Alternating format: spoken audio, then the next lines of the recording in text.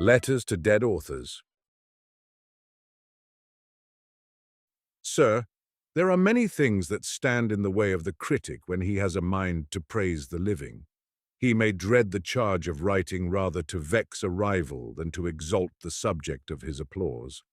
He shuns the appearance of seeking the favor of the famous, and would not willingly be regarded as one of the many parasites who now advertise each movement and action of contemporary genius. Such and such men of letters are passing their summer holidays in the Val d'Aosta, or the Mountains of the Moon, or the Suleiman Range, as it may happen. So reports our literary court circular, and all our précieuses read the tidings with enthusiasm. Lastly, if the critic be quite new to the world of letters, he may superfluously fear to vex a poet or a novelist by the abundance of his eulogy. No such doubts perplex us when, with all our hearts, we would commend the departed, for they have passed almost beyond the reach even of envy, and to those pale cheeks of theirs no commendation can bring the red. You, above all others, were and remain without a rival in your many-sided excellence, and praise of you strikes at none of those who have survived your day. The increase of time only mellows your renown, and each year that passes and brings you no successor does but sharpen the keenness of our sense of loss. In what other novelist, since Scott was worn down by the burden of a forlorn endeavor and died for honor's sake, has the world found so many of the fairest gifts combined? If we may not call you a poet, for the first of English writers of light verse did not seek that crown, who that was less than a poet ever saw life with a glance so keen as yours, so steady and so sane? Your pathos was never cheap, your laughter never forced, your sigh was never the pulpit trick of the preacher. Your funny people, your Costigans and Fokers, were not mere characters of trick and catchword, were not empty comic masks. Behind each the human heart was beating, and ever and again we were allowed to see the features of the man. Thus fiction in your hands was not simply a profession, like another, but a constant reflection of the whole surface of life, a repeated echo of its laughter and its complaint. Others have written, and not written badly, with the stolid professional regularity of the clerk at his desk. You, like the scholar gypsy, might have said that it needs heaven-sent moments for this skill. There are, it will not surprise you, some honorable women and a few men who call you a cynic, who speak of the withered world of Thackerayan satire, who think your eyes were ever turned to the sordid aspects of life, to the mother-in-law who threatens to take away her silver breadbasket, to the intriguer, the sneak, the termagant, to the Beckys and Barnes Newcomes and Mrs. Mackenzies of this world. The quarrel of these sentimentalists is really with life, not with you. They might as wisely blame Monsieur Buffon because there are snakes in his natural history. Had you not impaled certain noxious human insects, you would have better pleased Mr. Ruskin. Had you confined yourself to such performances, you would have been more dear to the neo-Balzacian school in fiction.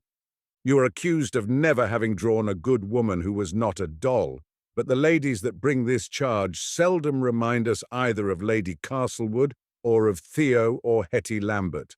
The best women can pardon you Becky Sharp and Blanche Amory. They find it harder to forgive you Emmy Sedley and Helen Pendennis. Yet what man does not know in his heart that the best women, God bless them, lean in their characters either to the sweet passiveness of Emmy or to the sensitive and jealous affections of Helen? 'Tis heaven, not you, that made them so, and they are easily pardoned, both for being a very little lower than the angels and for their gentle ambition to be painted, as by Guido or Guercino, with wings and harps and halos. So ladies have occasionally seen their own faces in the glass of fancy, and thus inspired have drawn Romola and Consuelo. Yet when these fair idealists, Madame Sand and George Eliot, designed Rosamund Vincy and Horace, was there not a spice of malice in the portraits which we miss in your least favourable studies? That the creator of Colonel Newcome and of Henry Esmond was a snarling cynic, that he who designed Rachel Esmond could not draw a good woman, These are the chief charges, all indifferent now to you, who were once so sensitive, that your admirers have to contend against. A French critic, Monsieur Taine, also protests that you do preach too much. Did any author but yourself so frequently break the thread, seldom a strong thread of his plot to converse with his reader and moralize his tale, we also might be offended. But who that loves Montaigne and Pascal, who that likes the wise trifling of the one and can bear with the melancholy of the other, but prefers your preaching to another's playing? Your thoughts come in, like the intervention of the Greek chorus, as an ornament and source of fresh delight. Like the songs of the chorus, they bid us pause a moment over the wider laws and actions of human fate and human life, and we turn from your persons to yourself, and again from yourself to your persons, as from the odes of Sophocles or Aristophanes to the action of their characters on the stage. Nor to my taste does the mere music and melancholy dignity of your style in these passages of meditation fall far below the highest efforts of poetry. I remember that scene where Clive, at Barnes Newcome's lecture on the poetry of the affections, sees Ethel who is lost to him, and the past and its dear histories and youth and its hopes and passions and tones and looks forever echoing in the heart and present in the memory. These, no doubt, poor Clive saw and heard as he looked across the great gulf of time and parting and grief and beheld the woman he had loved for many years. Forever echoing in the heart and present in the memory. Who has not heard these tones? Who does not hear them as he turns over your books that for so many years have been his companions and comforters? We have been young and old, we have been sad and merry with you. We have listened to the midnight chimes with Penn and Warrington, have stood with you beside the deathbed, have mourned at that yet more awful funeral of lost love, and with you have prayed in the inmost chapel sacred to our old and immortal affections, a leal souvenir, and whenever you speak for yourself and speak in earnest, how magical, how rare, how lonely in our literature is the beauty of your sentences. I can't express the charm of them, so you write of George Sand, so we may write of you. They seem to me like the sound of country bells, provoking I don't know what vein of music and meditation, and falling sweetly and sadly on the ear. Surely that style so fresh, so rich, so full of surprises, that style which stamps as classical your fragments of slang and perpetually astonishes and delights, would alone give immortality to an author, even had he little to say. But you, with your whole wide world of fops and fools, of good women and brave men, of honest absurdities and cheery adventurers, you who created the Steins and Newcomes, the Beckys and Blanches, Captain Costigan and F.B., and the Chevalier Strong, all that host of friends imperishable, you must survive with Shakespeare and Cervantes in the memory and affection of men, to Charles Dickens. Sir, it has been said that every man is born a Platonist or an Aristotelian, though the enormous majority of us, to be sure, live and die without being conscious of any invidious philosophic partiality whatever. With more truth, though that does not imply very much, every Englishman who reads may be said to be a partisan of yourself or of Mr. Thackeray. Why should there be any partisanship in the matter? And why, having two such good things as your novels and those of your contemporary, should we not be silently happy in the possession? Well, men are made so, and must needs fight and argue over their tastes in enjoyment. For myself, I may say that in this matter I am what the Americans do not call a mugwump, what English politicians dub a superior person. That is, I take no side and attempt to enjoy the best of both. It must be owned that this attitude is sometimes made a little difficult by the vigor of your special devotees. They have ceased indeed, thank heaven, to imitate you, and even in descriptive articles the touch of Mr. Gigadibs, of him whom we almost took for the true Dickens, has disappeared. The young lions of the press no longer mimic your less admirable mannerisms, do not strain so much after fantastic comparisons, do not, in your manner and Mr. Carlyle's, give people nicknames derived from their teeth or their complexion, and generally we are spared second-hand copies of all that in your style was least to be commended. But though improved by lapse of time in this respect, your devotees still put on little conscious airs of virtue, robust manliness, and so forth, which would have irritated you very much. And there survive some pressmen who seem to have read you a little, especially your later works, and never to have read anything else. Now, familiarity with the pages of Our Mutual Friend and Dombey and Son does not precisely constitute a liberal education, and the assumption that it does is apt, quite unreasonably, to prejudice people against the greatest comic genius of modern times.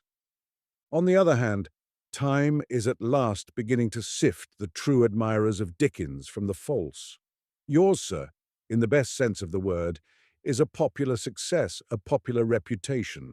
For example, I know that in a remote and even Pictish part of this kingdom, a rural household, humble and under the shadow of a sorrow inevitably approaching, has found in David Copperfield oblivion of winter, of sorrow and of sickness. On the other hand, people are now picking up heart to say that they cannot read Dickens and that they particularly detest Pickwick. I believe it was young ladies who first had the courage of their convictions in this respect. Tout side aux belles, and the fair in the confidence of youth often venture on remarkable confessions. In your natural history of young ladies, I do not remember that you described the humorous young lady. She is a very rare bird indeed, and humour generally is at a deplorably low level in England.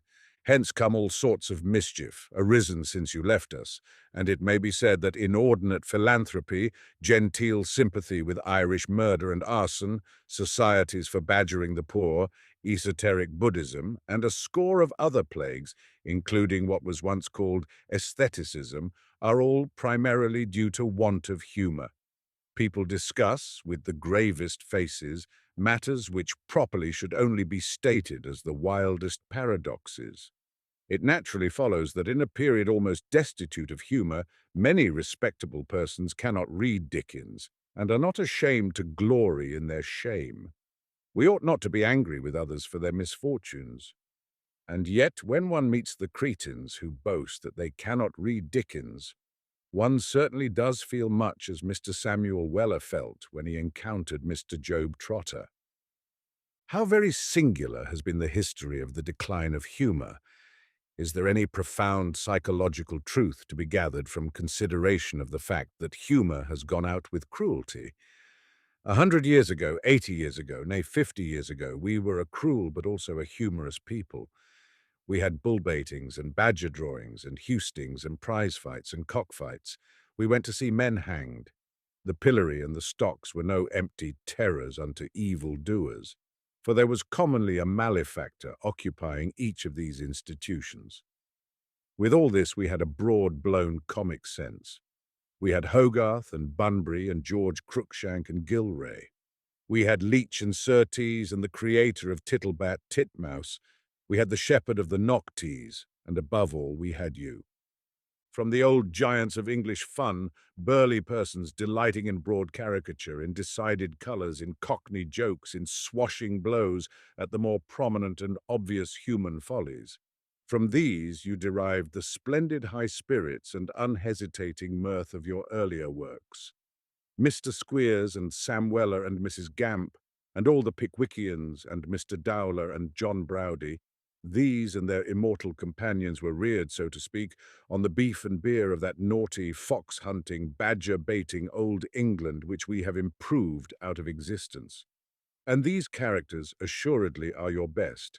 By them, though stupid people cannot read about them, you will live while there is a laugh left among us.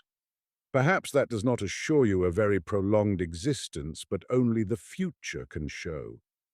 The dismal seriousness of the time cannot, let us hope, last for ever and a day.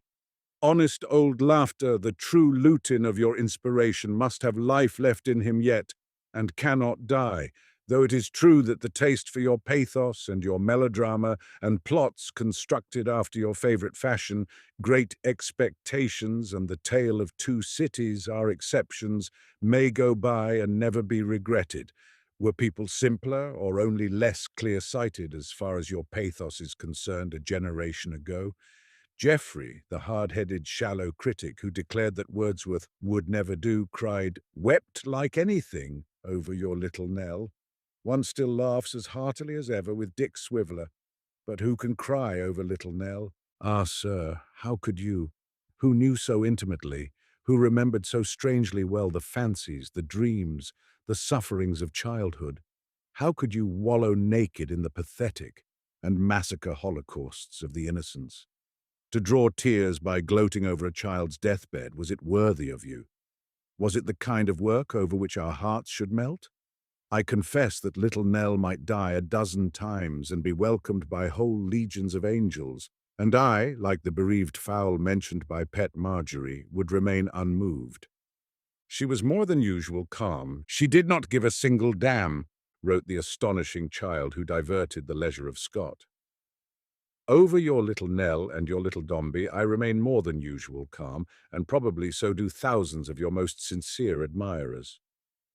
But about matter of this kind, and the unseating of the fountains of tears, who can argue? Where is taste? Where is truth? What tears are manly, sir, manly, as Fred Bayham has it, and of what lamentations ought we rather to be ashamed? Sunt lacrimae rerum. One has been moved in the cell where Socrates tasted the hemlock, or by the river banks where Syracusan arrows slew the parched Athenians among the mire and blood, or in fiction when Colonel Newcome says adsum, or over the diary of Claire Doria Forey, or where Aramis laments with strange tears the death of Pathos. But over Dombey, the son, or little Nell, one declines to snivel. When an author deliberately sits down and says, "Now let us have a good cry," he poisons the wells of sensibility and chokes, at least in many breasts, the fountain of tears. Out of Dombey and Son there is little we care to remember except the deathless Mr. Toots, just as we forget the melodramatics of Martin Chuzzlewit. I have read in that book a score of times. I never see it, but I revel in it, in Pecksniff and Mrs. Gamp and the Americans. But what the plot is all about, what Jonas did, what Montague Tigg had to make in the matter, what all the pictures with plenty of shading illustrate, I have never been able to comprehend. In the same way, one of your most thoroughgoing admirers has allowed, in the license of private conversation, that Ralph Nickleby and Monk are too steep, and probably a cultivated taste will always find them a little precipitous. Too steep. The slang expresses that defect of an ardent genius, carried above itself, and out of the air we breathe, both in its grotesque and in its gloomy imaginations. To force the note, to press fantasy too hard, to deepen the gloom with black over the indigo, that was the failing which proved you mortal. To take an instance in little, when Pip went to Mr. Pumblechook's, the boy thought the seedsman a very happy man to have so many little drawers in his shop. The reflection is thoroughly boyish, but then you add, I wondered whether the flower seeds and bulbs ever wanted of a fine day to break out of those jails and bloom. That is not boyish at all. That is the hard-driven, jaded literary fancy at work. So we arraign her, but she, the genius of Charles Dickens, how brilliant, how kindly, how beneficent she is, dwelling by a fountain of laughter imperishable, though there is something of an alien salt in the neighboring fountain of tears. How poor the world of fancy would be, how dispeopled of her dreams, if in some ruin of the social system the books of Dickens were lost, and if the Dodger and Charlie Bates and Mr. Crinkle and Miss Squeers and Sam Weller and Mrs. Gamp and Dick Swiveller were to perish, or to vanish with Menander's men and women. We cannot think of our world without them, and children of dreams as they are, they seem more essential than great statesmen, artists, soldiers, who have actually worn flesh and blood, ribbons and orders, gowns and uniforms. May we not almost welcome free education? For every Englishman who can read, unless he be an ass, is a reader the more for you. P.S. Alas, how strangely are we tempered, and how strong is the national bias. I have been saying things of you that I would not hear an enemy say. When I read, in the criticism of an American novelist, about your hysterical emotionality, for he writes in American, and your waste of verbiage, I am almost tempted to deny that our Dickens has a single fault to deem you impeccable. To Pierre de Ronsard, Prince of Poets. Master and Prince of Poets, as we know what choice thou madest of a sepulchre, a choice how ill fulfilled by the jealousy of fate, so we know well the manner of thy chosen immortality. In the plains Elysian, among the heroes and the ladies of old song, there was thy love with thee to enjoy her paradise in an eternal spring. Là du plaisant avril, la saison immortelle. Sans échange le suit, la terre sans labour de sa grasse mamelle, toute chose y produit, d'en bas la troupe sainte autrefois amoureuse, nous honorant sur tous, viendra nous saluer, s'estimant bienheureuse. De s'accointer de nous, there thou dwellest with the learned lovers of old days, with Belleau and Du Bellay, and Baïf, and the flower of the maidens of Anjou. Surely no rumour reaches thee in that happy place of reconciled affections, no rumour of the rudeness of time, the despite of men, and the change which stole from thy locks so early grey, the crown of laurels and of thine own roses. How different from thy choice of a sepulchre have been the fortunes of thy tomb. I will that none should break the marble for my sake, wishful to make more fair my sepulchre. So didst thou sing, or so thy sweet numbers run in my rude English. Wearied of courts and of priories, thou didst desire a grave beside thine own Loire, not remote from the caves, the founts that fall. From the high mountain wall, that fall and flash and fleet it with silver feet. Only a laurel tree shall guard the grave of me, only Apollo's bough that shall shade me now. Far other has been thy sepulchre, not in the free air among the field flowers, but in thy priory of St. Cosme with marble for a monument, and no green grass to cover thee.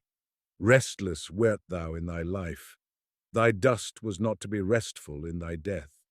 The Huguenots, ces nouveaux chrétiens qui la France ont pillé, destroyed thy tomb, and the warning of the later monument, abi nefast, quam calcus humum sacra est, has not scared away malicious men. The storm that passed over France 100 years ago, more terrible than the religious wars that thou didst weep for, has swept the column from the tomb. The marble was broken by violent hands, and the shattered sepulchre of the Prince of Poets gained a dusty hospitality from the museum of a country town. Better had been the laurel of thy desire, the creeping vine and the ivy tree. Scarce more fortunate for long than thy monument was thy memory. Thou hast not encountered, master, in the paradise of poets, Messieurs Malherbe, de Balzac, and Boileau. Boileau, who spoke of thee as ce poète orgueilleux trébuché de si haut. These gallant gentlemen, I make no doubt, are happy after their own fashion, backbiting each other and thee in the paradise of critics. In their time they wrought thee much evil, grumbling that thou wrotest in Greek and Latin, of which tongues certain of them had but little skill, and blaming thy many lyric melodies and the free flow of thy lines. What said Monsieur de Balzac to Monsieur Chapelain? Monsieur de Malherbe, Monsieur de Grasse, and yourself must be very little poets if Ronsard be a great one. Time has brought in his revenges, and Monsieur Chapelain and de Grasse are as well forgotten as thou art well remembered. Men could not always be deaf to thy sweet old songs, nor blind to the beauty of thy roses and thy loves. When they took the wax out of their ears that Monsieur Boileau had given them, lest they should hear the singing of thy sirens, then they were deaf no longer, then they heard the old deaf poet singing and made answer to his lays. Hast thou not heard these sounds? Have they not reached thee, the voices and the lyres of Théophile Gautier and Alfred de Musset? Methinks thou hast marked them, and been glad that the old notes were ringing again and the old French lyric measures tripping to thine ancient harmonies, echoing and replying to the muses of Horace and Catullus. Returning to nature, poets return to thee. Thy monument has perished, but not thy music, and the Prince of Poets has returned to his own again in a glorious restoration. Through the dust and smoke of ages and through the centuries of wars, we strain our eyes and try to gain a glimpse of thee, master, in thy good days when the muses walked with thee. We seem to mark thee wandering silent through some little village, or dreaming in the woods, or loitering among thy lonely places, or in gardens where the roses blossom among wilder flowers, or on riverbanks where the whispering poplars and sighing reeds make answer to the murmur of the waters. Such a picture hast thou drawn of thyself in the summer afternoons. Je m'en vais pour mener tantost parmi la plaine, tantost en un village, et tantost en un bois, et tantost par les lieux solitaires et quoi. J'aime fort les jardins qui sentent le sauvage. J'aime le flot de l'eau qui gazouille au rivage. Still, methinks, there was a book in the hand of the grave and learned poet. Still thou wouldst carry thy Horace, thy Catullus, thy Theocritus, through the gem-like weather of the Renouveau, when the woods were enamelled with flowers, and the young spring was lodged, like a wandering prince, in his great palaces hung with green. Orgueilleux de ses fleurs, enflé de sa jeunesse, logé comme un grand prince en ses vertes maisons, thou sawest in these woods by Loire side the fair shapes of old religion, fauns, nymphs, and satyrs, and heardst in the nightingale's music the plaint of Philomel. The ancient poets came back in the train of thyself and of the spring, and learning was scarce less dear to thee than love, and thy ladies seemed fairer for the names they borrowed from the beauties of forgotten days, Helen and Cassandra. How sweetly didst thou sing to them thine old morality, and how gravely didst thou teach the lesson of the roses.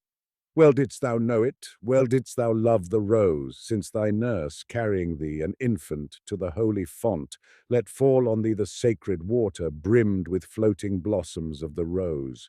Mignonne, allons voir si la rose, qui ce matin à voix disclose, sa robe de pourpre au soleil, à point perdu ceste vesprée, les plis de sa robe pourprée, et son teint au vôtre pareil. And again, la belle rose du printemps, Aubert, admoneste les hommes. Passez joyeusement le temps, et pendant que jeunes nous sommes, est-ce battre la fleur de nos ans? In the same mood, looking far down the future, thou sangest of thy lady's age, the most sad, the most beautiful of thy sad and beautiful lays. For if thy bees gathered much honey, 'twas somewhat bitter to taste, like that of the Sardinian ewes.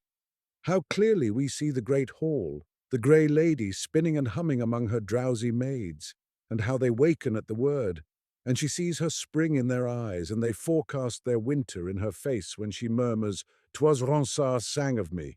Winter and summer and spring, how swiftly they pass, and how early time brought thee his sorrows, and grief cast her dust upon thy head. Adieu, ma lyre. Adieu, fillette. Jadis mes douces amourettes. Adieu, je sens venir ma fin, nul pas ce temps de ma jeunesse. Ne m'accompagne en la vieillesse que le feu, le licte et le vin. Wine and a soft bed and a bright fire, to this trinity of poor pleasures we come soon, if indeed wine be left to us. Poetry herself deserts us. Is it not said that Bacchus never forgives a renegade? And most of us turn recreants to Bacchus. Even the bright fire, I fear, was not always there to warm thine old blood, master. Or if fire there were, the wood was not bought with thy bookseller's money. When autumn was drawing in during thine early old age in 1584, didst thou not write that thou hadst never received a sou at the hands of all the publishers who vended thy books? And as thou wert about putting forth thy folio edition of 1584, thou didst pray Buon, the bookseller, to give thee 60 crowns to buy wood withal, and make thee a bright fire in winter weather, and comfort thine old age with thy friend Galandius. And if Buon will not pay, then to try the other booksellers, that wish to take everything and give nothing. Was it knowledge of this passage, master, or ignorance of everything else, that made certain of the common, steadfast dunces of our days speak of thee as if thou hadst been a starveling, neglected poetaster, jealous, forsooth, of Maître François Rabelais? See how ignorantly Monsieur Fleury writes, who teaches French literature withal to them of Muscovy, and hath indited a life of Rabelais. Rabelais était revêtu d'un emploi honorable. Ronsard était traité en subalterne, quoth this wondrous professor. What? Pierre de Ronsard, a gentleman of a noble house, holding the revenue of many abbeys, the friend of Mary Stuart, of the Duc d'Orléans, of Charles IX, he is traité en subalterne and is jealous of a frocked or unfrocked manante like Maître François. And then this amazing Fleury falls foul of thine epitaph on Maître François and cries, Ronsard a voulu faire des vers méchants. Il n'a fait que de méchants vers. More truly, saith Monsieur Sainte-Beuve, if the good Rabelais had returned to Meudon on the day when this epitaph was made over the wine, he would, methinks, have laughed heartily. But what shall be said of a professor like the egregious Monsieur Fleury, who holds that Ronsard was despised at court? Was there a party at tennis when the king would not fain have had thee on his side, declaring that he ever won when Ronsard was his partner? Did he not give thee benefices and many priories, and call thee his father in Apollo, and even, so they say, bid thee sit down beside him on his throne? Away, ye scandalous folk, who tell us that there was strife between the Prince of Poets and the King of Mirth. Naught have ye by way of proof of your slander, but the talk of Jean Bernier, a scurrilous, starveling apothecary who put forth his fables in 1697, a century and a half after Maître François died. Bayle quoted this fellow in a note, and ye all steal the tattle one from another in your dull manner, and know not whence it comes, nor even that Bayle would none of it, and mocked its author. With so little knowledge is history written, and thus doth each chattering brook of a life swell with its tribute, that great Mississippi of falsehood, biography. To Herodotus. To Herodotus of Halicarnassus, greeting. Concerning the matters set forth in your histories and the tales you tell about both Greeks and barbarians, whether they be true or whether they be false, men dispute not little but a great deal. Wherefore I, being concerned to know the verity, did set forth to make search in every manner, and came in my quest even unto the ends of the earth. For there is an island of the Cimmerians beyond the straits of Heracles, some 3 days' voyage to a ship that hath a fair following wind in her sails. And there it is said that men know many things from of old. Thither then I came in my inquiry. Now the island is not small but large, greater than the whole of Hellas, and they call it Britain. In that island the east wind blows for 10 parts of the year, and the people know not how to cover themselves from the cold. But for the other 2 months of the year the sun shines fiercely, so that some of them die thereof, and others die of the frozen mixed drinks. For they have ice even in the summer, and this ice they put to their liquor. Through the whole of this island, from the west even to the east, there flows a river called Thames, a great river and a laborious, but not to be likened to the river of Egypt. The mouth of this river where I stepped out from my ship is exceedingly foul and of an evil savour by reason of the city on the banks. Now this city is several hundred parasangs in circumference. Yet a man that needed not to breathe the air might go round it in 1 hour, in chariots that run under the earth, and these chariots are drawn by creatures that breathe smoke and sulphur, such as Orpheus mentions in his Argonautica, if it be by Orpheus. The people of the town, when I inquired of them concerning Herodotus of Halicarnassus, looked on me with amazement, and went straightway about their business, namely, to seek out whatsoever new thing is coming to pass all over the whole inhabited world, and as for things old, they take no keep of them. Nevertheless, by diligence I learned that he who in this land knew most concerning Herodotus was a priest, and dwelt in the priest's city on the river, which is called the city of the ford of the ox.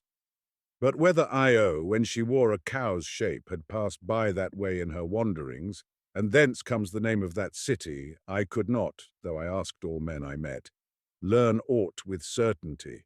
But to me, considering this, it seemed that Io must have come thither. And now farewell to Io. To the city of the priests there are 2 roads, one by land and one by water, following the river. To a well-girdled man the land journey is but 1 day's travel. By the river it is longer but more pleasant. Now that river flows, as I said, from the west to the east, and there is in it a fish called chub, which they catch, but they do not eat it, for a certain sacred reason. Also there is a fish called trout, and this is the manner of his catching. They build for this purpose great dams of wood, which they call weirs. Having built the weir, they sit upon it with rods in their hands, and a line on the rod, and at the end of the line a little fish. There, then, they sit and spin in the sun, as one of their poets says, not for a short time, but for many days, having rods in their hands, and eating and drinking. In this wise they angle for the fish called trout. But whether they ever catch him or not having seen it, I cannot say, for it is not pleasant to me to speak things concerning which I know not the truth. Now, after sailing and rowing against the stream for certain days, I came to the city of the ford of the ox. Here the river changes his name and is called Isis, after the name of the goddess of the Egyptians. But whether the Britons brought the name from Egypt, or whether the Egyptians took it from the Britons, not knowing, I prefer not to say. But to me it seems that the Britons are a colony of the Egyptians, or the Egyptians a colony of the Britons. Moreover, when I was in Egypt, I saw certain soldiers in white helmets, who were certainly British. But what they did there, as Egypt neither belongs to Britain nor Britain to Egypt, I know not, neither could they tell me. But one of them replied to me in that line of Homer, if the Odyssey be Homer's, "We have come to a sorry Cyprus and a sad Egypt."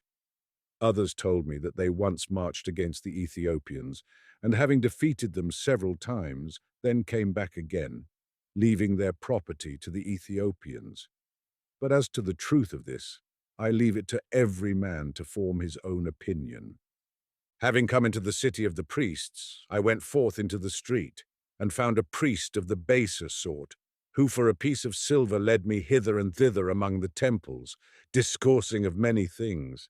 Now it seemed to me a strange thing that the city was empty, and no man dwelling therein, save a few priests only, and their wives and their children, who were drawn to and fro in little carriages dragged by women. But the priest told me that during half the year the city was desolate, for that there came somewhat called the Long, or the Vac, and drave out the young priests. And he said that these did no other thing but row boats, and throw balls from one to the other. And this they were made to do, he said, that the young priests might learn to be humble, for they are the proudest of men. But whether he spoke truth or not, I know not, only I set down what he told me. But to anyone considering it, this appears rather to jump with his story, namely that the young priests have houses on the river, painted of divers colours, all of them empty. Then the priest, at my desire, brought me to one of the temples, that I might seek out all things concerning Herodotus the Halicarnassian from one who knew. Now this temple is not the fairest in the city, but less fair and goodly than the old temples, yet goodlier and more fair than the new temples, and over the roof there is the image of an eagle made of stone, no small marvel, but a great one, how men came to fashion him, and that temple is called the House of Queens. Here they sacrifice a boar once every year, and concerning this they tell a certain sacred story which I know but will not utter. Then I was brought to the priest who had a name for knowing most about Egypt, and the Egyptians and the Assyrians and the Cappadocians, and all the kingdoms of the great king. He came out to me, being attired in a black robe, and wearing on his head a square cap. But why the priests have square caps I know, and he who has been initiated into the mysteries which they call matric knows, but I prefer not to tell. Concerning the square cap, then, let this be sufficient. Now the priest received me courteously, and when I asked him, concerning Herodotus, whether he were a true man or not, he smiled and answered, Abu Ghush, which, in the tongue of the Arabians, means the father of liars. Then he went on to speak concerning Herodotus, and he said in his discourse that Herodotus not only told the thing which was not, but that he did so wilfully, as one knowing the truth, but concealing it. For example, quoth he, Solon never went to see Croesus, as Herodotus avers, nor did those about Xerxes ever dream dreams, but Herodotus, out of his abundant wickedness, invented these things. Now behold, he went on, how the curse of the gods falls upon Herodotus, for he pretends that he saw Cadmean inscriptions at Thebes. Now I do not believe there were any Cadmean inscriptions there, therefore Herodotus is most manifestly lying. Moreover, this Herodotus never speaks of Sophocles the Athenian, and why not? Because he, being a child at school, did not learn Sophocles by heart, for the tragedies of Sophocles could not have been learned at school before they were written, nor can any man quote a poet whom he never learned at school.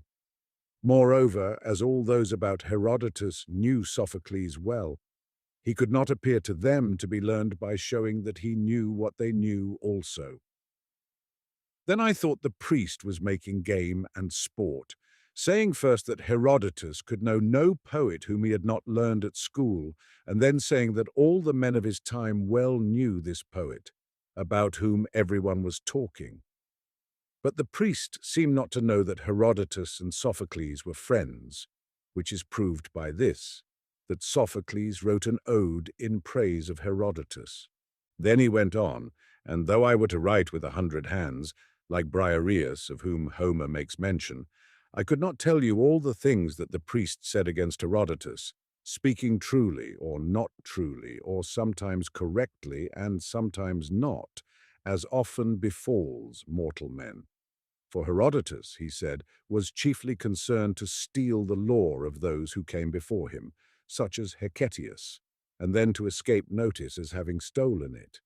Also he said that being himself cunning and deceitful, Herodotus was easily beguiled by the cunning of others and believed in things manifestly false, such as the story of the phoenix bird. Then I spoke and said that Herodotus himself declared that he could not believe that story, but the priest regarded me not.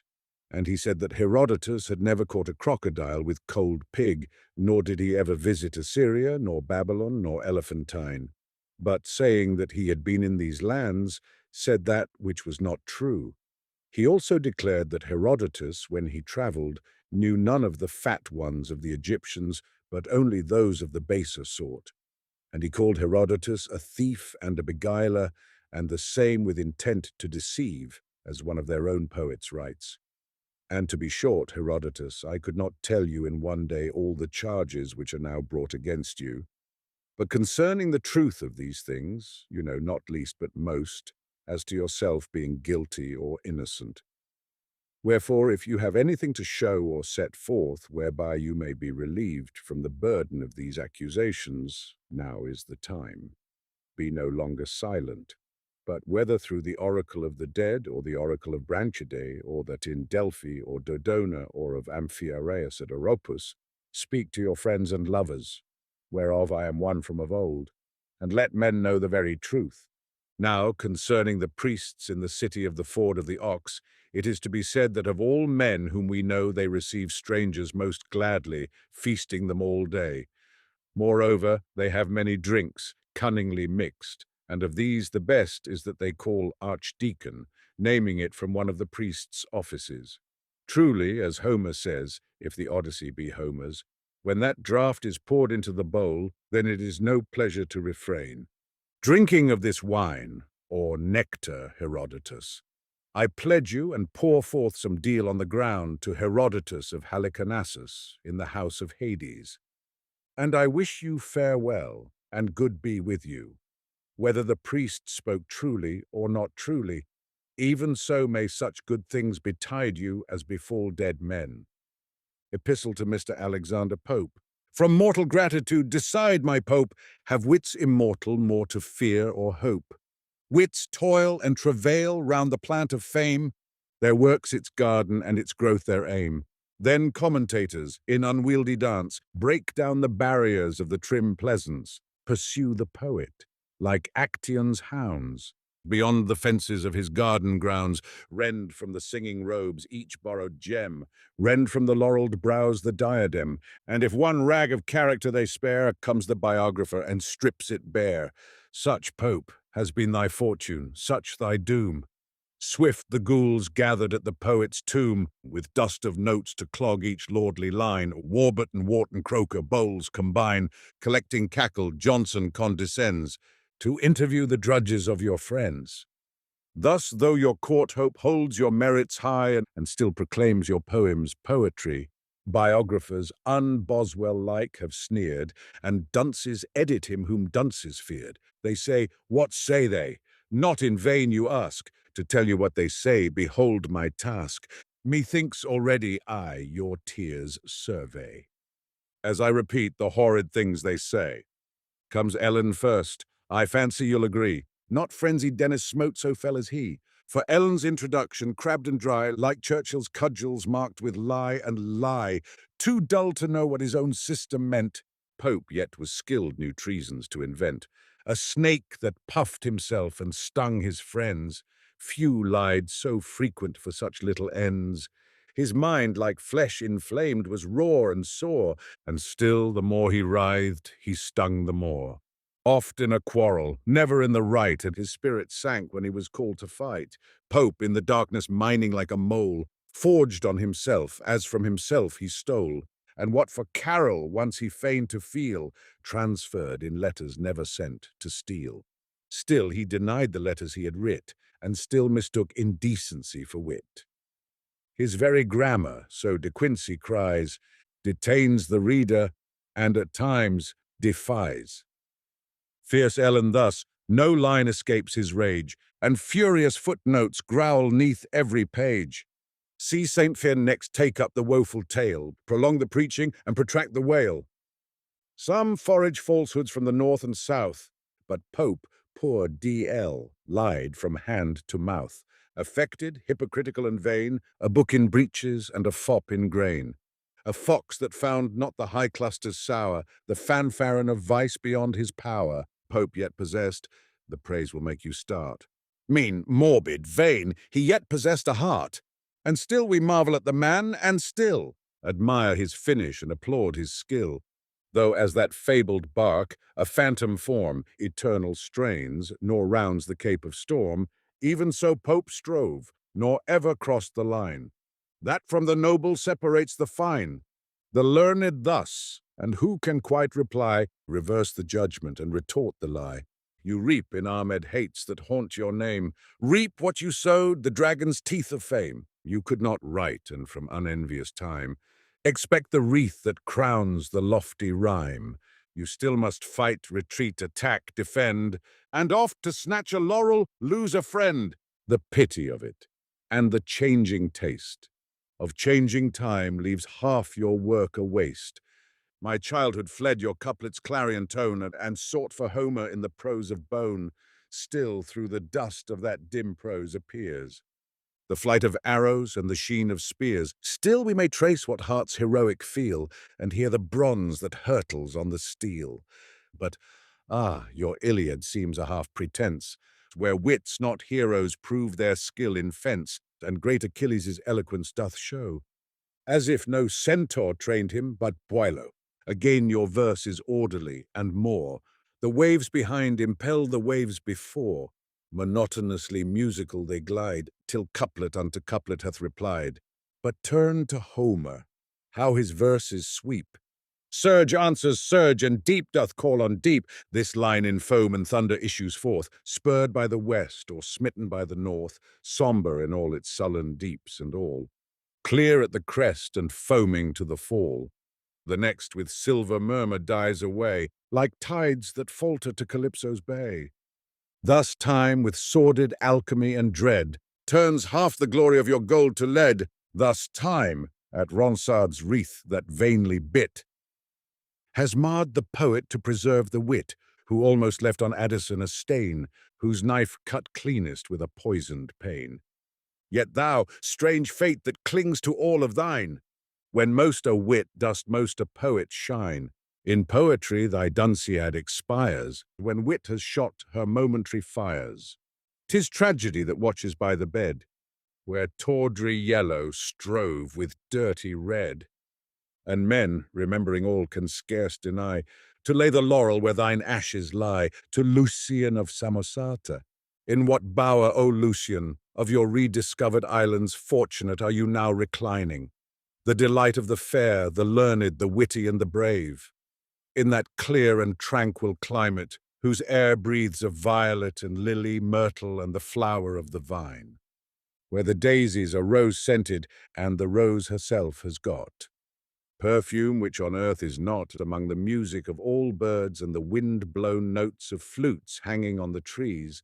Methinks that your laughter sounds most silvery sweet, and that Helen and fair Charmides are still of your company.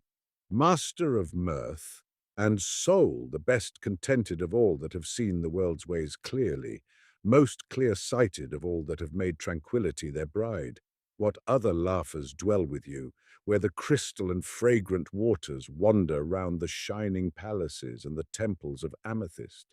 Heine surely is with you, if indeed it was not one Syrian soul that dwelt among alien men, Germans and Romans, in the bodily tabernacles of Heine and of Lucian. But he was fallen on evil times and evil tongues, while Lucian, as witty as he, as bitter in mockery, as happily dowered with the magic of words, lived long and happily and honoured, imprisoned in no mattress grave. Without Rabelais, without Voltaire, without Heine, you would find, methinks, even the joys of your happy islands lacking in zest. And unless Plato came by your way, none of the ancients could meet you in the lists of sportive dialogue. There, among the vines that bear 12 times in the year, more excellent than all the vineyards of Touraine, while the songbirds bring you flowers from vales enchanted, and the shapes of the blessed come and go, beautiful in wind-woven raiment of sunset hues. There, in a land that knows not age, nor winter, midnight, nor autumn, nor noon, where the silver twilight of summer dawn is perennial, where youth does not wax spectre pale and die. There, my Lucian, you are crowned the prince of the paradise of mirth. Who would bring you, if he had the power, from the banquet where Homer sings? Homer, who, in mockery of commentators past and to come, German and Greek, informed you that he was by birth a Babylonian. Yet if you who first wrote Dialogues of the Dead could hear the prayer of an epistle wafted to lands indiscoverable in the unheard-of West, you might visit once more a world so worthy of such a mocker, so like the world you knew so well of old. Ah, Lucian, we have need of you, of your sense and of your mockery. Here, where faith is sick and superstition is waking afresh, where gods come rarely and spectres appear at 5 shillings an interview, where science is popular and philosophy cries aloud in the marketplace, and clamour does duty for government, and Thais and Lais are names of power. Here, Lucian, is room and scope for you. Can I not imagine a new auction of philosophers? And what wealth might be made by him who bought these popular sages and lecturers at his estimate, and vended them at their own? Hermes, whom shall we put first up to auction? Zeus, that German in spectacles, he seems a highly respectable man. Hermes, ho, pessimist, come down and let the public view you. Zeus, go on, put him up and have done with him. Hermes, who bids for the life miserable, for extreme, complete, perfect, unredeemable perdition? What offers for the universal extinction of the species and the collapse of the conscious? A purchaser, he does not look at all a bad lot. May one put him through his paces? Hermes, certainly. Try your luck. Purchaser, what is your name? A pessimist. Hartman. Purchaser, what can you teach me? Pessimist, that life is not worth living. Purchaser, wonderful, most edifying. How much for this lot? Hermes, £200. Purchaser, I will write you a check for the money. Come home, pessimist, and begin your lessons without more ado. Hermes, attention. Here is a magnificent article. The positive life, the scientific life, the enthusiastic life. Who bids for a possible place in the calendar of the future? Purchaser, what does he call himself? He has a very French air. Hermes, put your own questions. Purchaser, what's your pedigree, my philosopher, and previous performances? Positivist, I am by Rousseau out of Catholicism with a strain of the evolution blood. Purchaser, what do you believe in? Positivist, in man, with a large M. Purchaser, not in individual man? Positivist, by no means, not even always in Mr. Gladstone. All men, all churches, all parties, all philosophies, and even the other sect of our own church are perpetually in the wrong. Buy me and listen to me, and you will always be in the right. Purchaser, and after this life? What have you to offer me? Positivist, a distinguished position in the choir invisible, but not, of course, conscious immortality. Purchaser, take him away and put up another lot. Then the Hegelian, with his notion, and the Darwinian, with his notions, and the Lotzian, with his broad church mixture of religion and evolution, and the Spencerian, with that absolute which is a sort of a something, might all be offered with their diverse wares. And cheaply enough, Lucian, you would value them in this auction of sects. There is but one way to Corinth, as of old, but which that way may be, O master of Hermotimus, we know no more than he did of old. And still we find of all philosophies that the Stoic route is most to be recommended. But we have our Cyrenaics too, though they are no longer clothed in purple and crowned with flowers, and fond of drink and of female flute players. Ah, here too you might laugh and fail to see where the pleasure lies, when the Cyrenaics are no judges of cakes, nor of ale for that matter, and are strangers in the courts of princes. To despise all things, to make use of all things, in all things to follow pleasure only, that is not the manner of the new, if it were the secret of the older hedonism. Then, turning from the philosophers to the seekers after a sign, what change, Lucian, would you find in them and their ways? None. They are quite unaltered. Still our Peregrinus and our Peregrina too come to us from the east, or, if from the west, they take India on their way, India, that secular home of drivelling creeds and of religion in its sacerdotage. Still they prattle of Brahmins and Buddhism, though unlike Peregrinus, they do not publicly burn themselves on pyres at Epsom Downs after the Derby. We are not so fortunate in the demise of our theosophists, and our police, less wise than the Hellenodici, would probably not permit the immolation of the quack.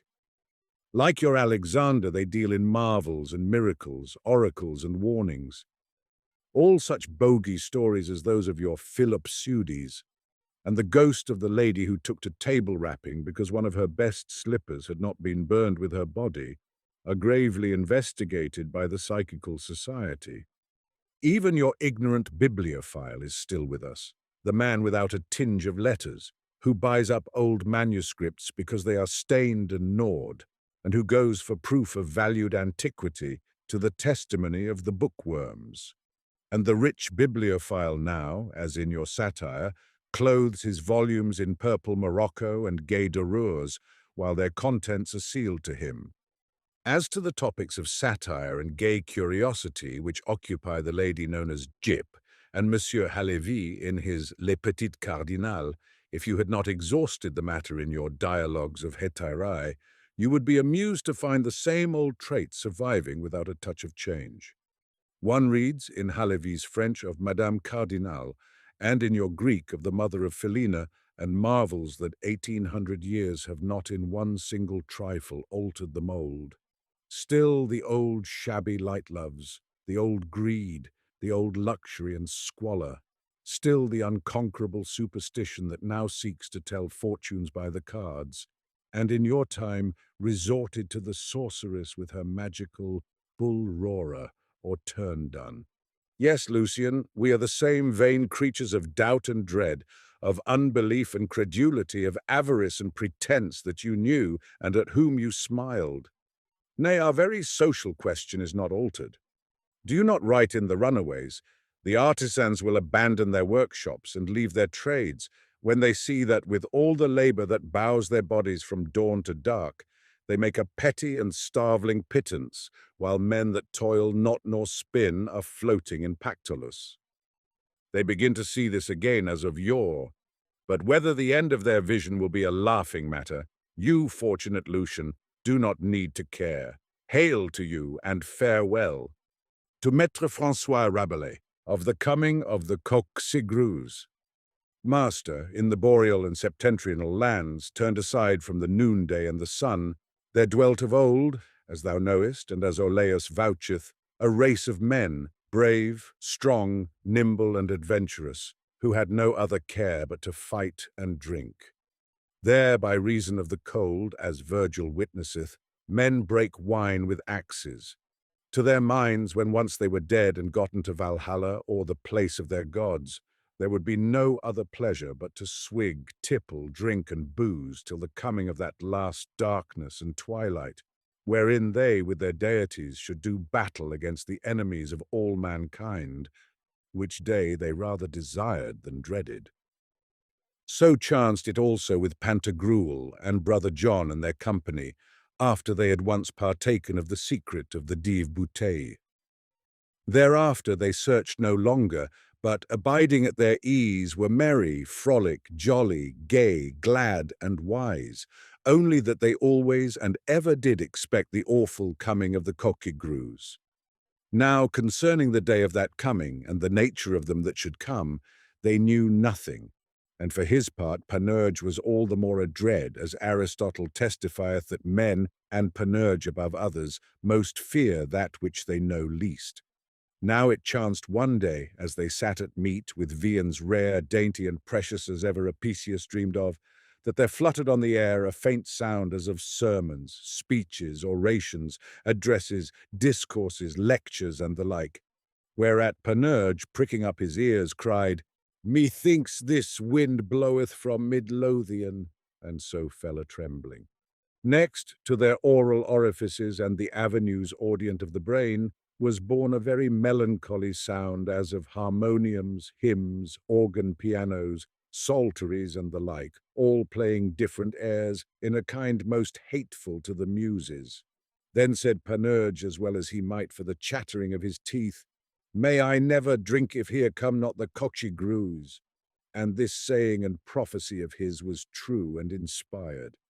But thereon the others began to mock, flout, and gird at Panurge for his cowardice. "Here am I," cried brother John, "well armed and ready to stand a siege, being entrenched, fortified, hemmed in, and surrounded with great pasties, huge pieces of salted beef, salads, fricassees, hams, tongues, pies, and a wilderness of pleasant little tarts, jellies, pastries, trifles, and fruits of all kinds.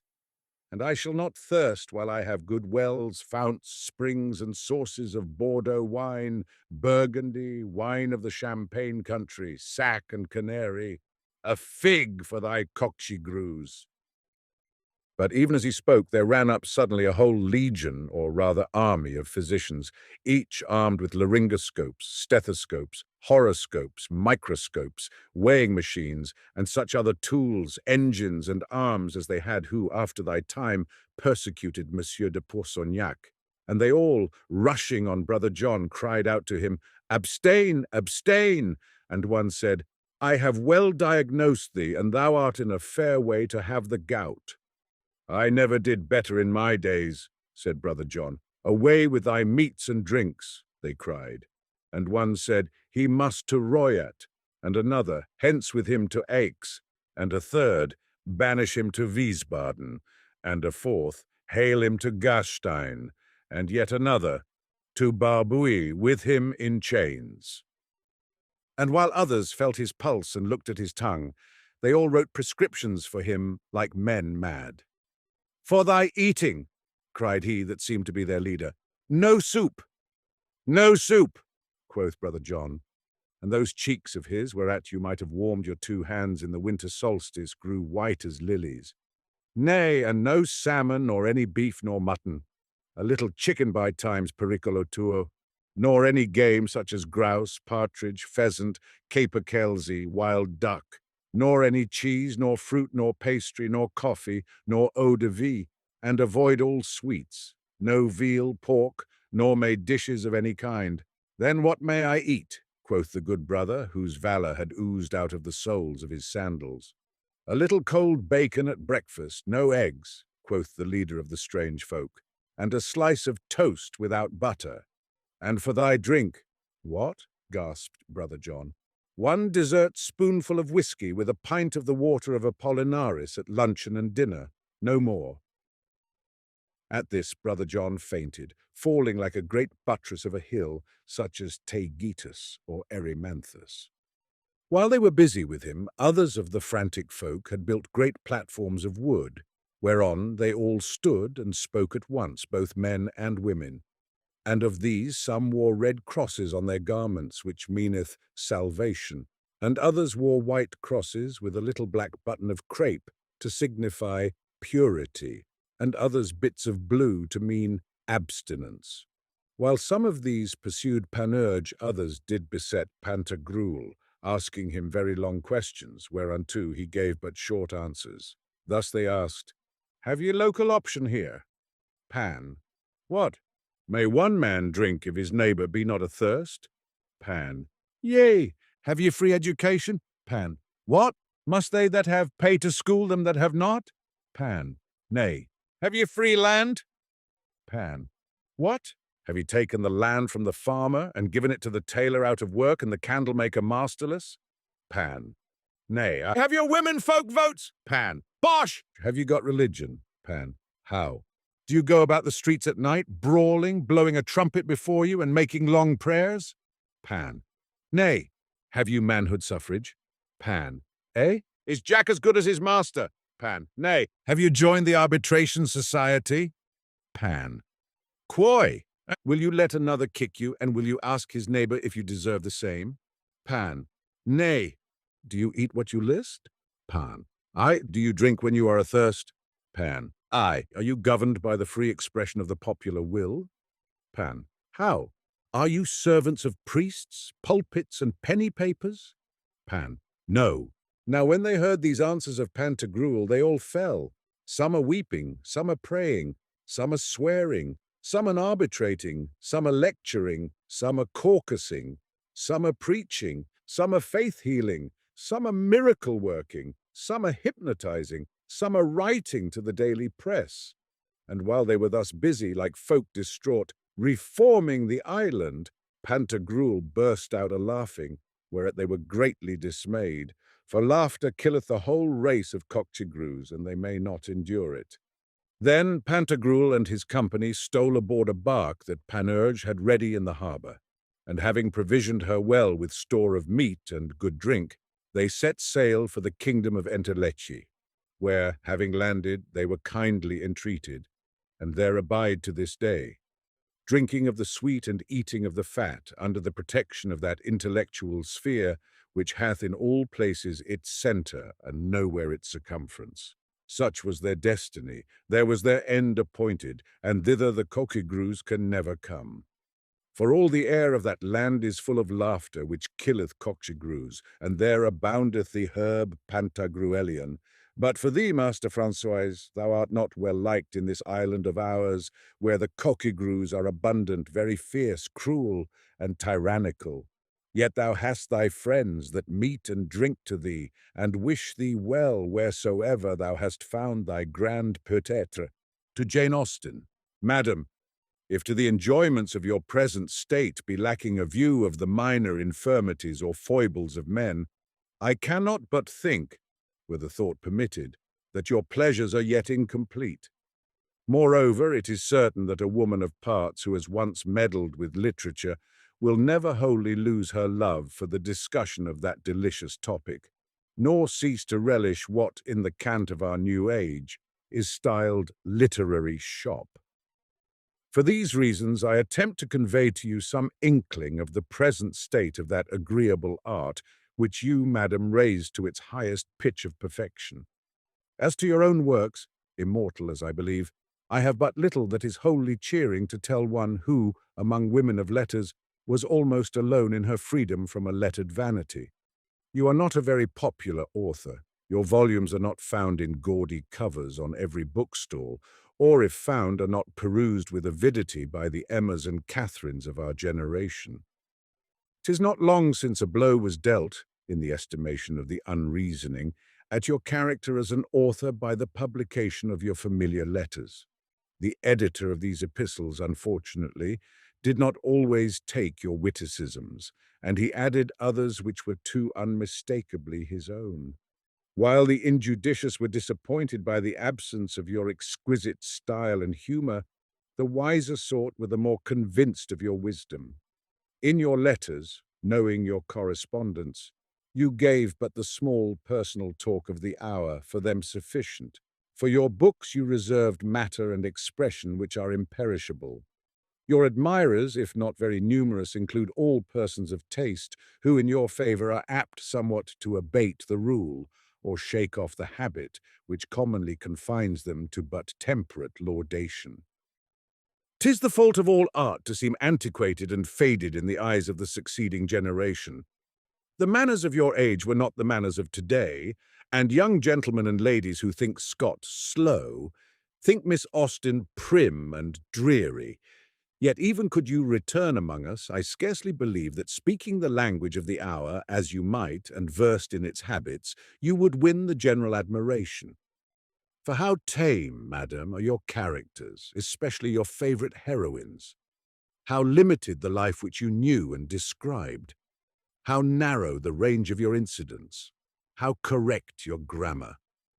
As heroines, for example, you chose ladies like Emma and Elizabeth and Catherine, women remarkable neither for the brilliance nor for the degradation of their birth, women wrapped up in their own and the parish's concerns, ignorant of evil as it seems, and unacquainted with vain yearnings and interesting doubts.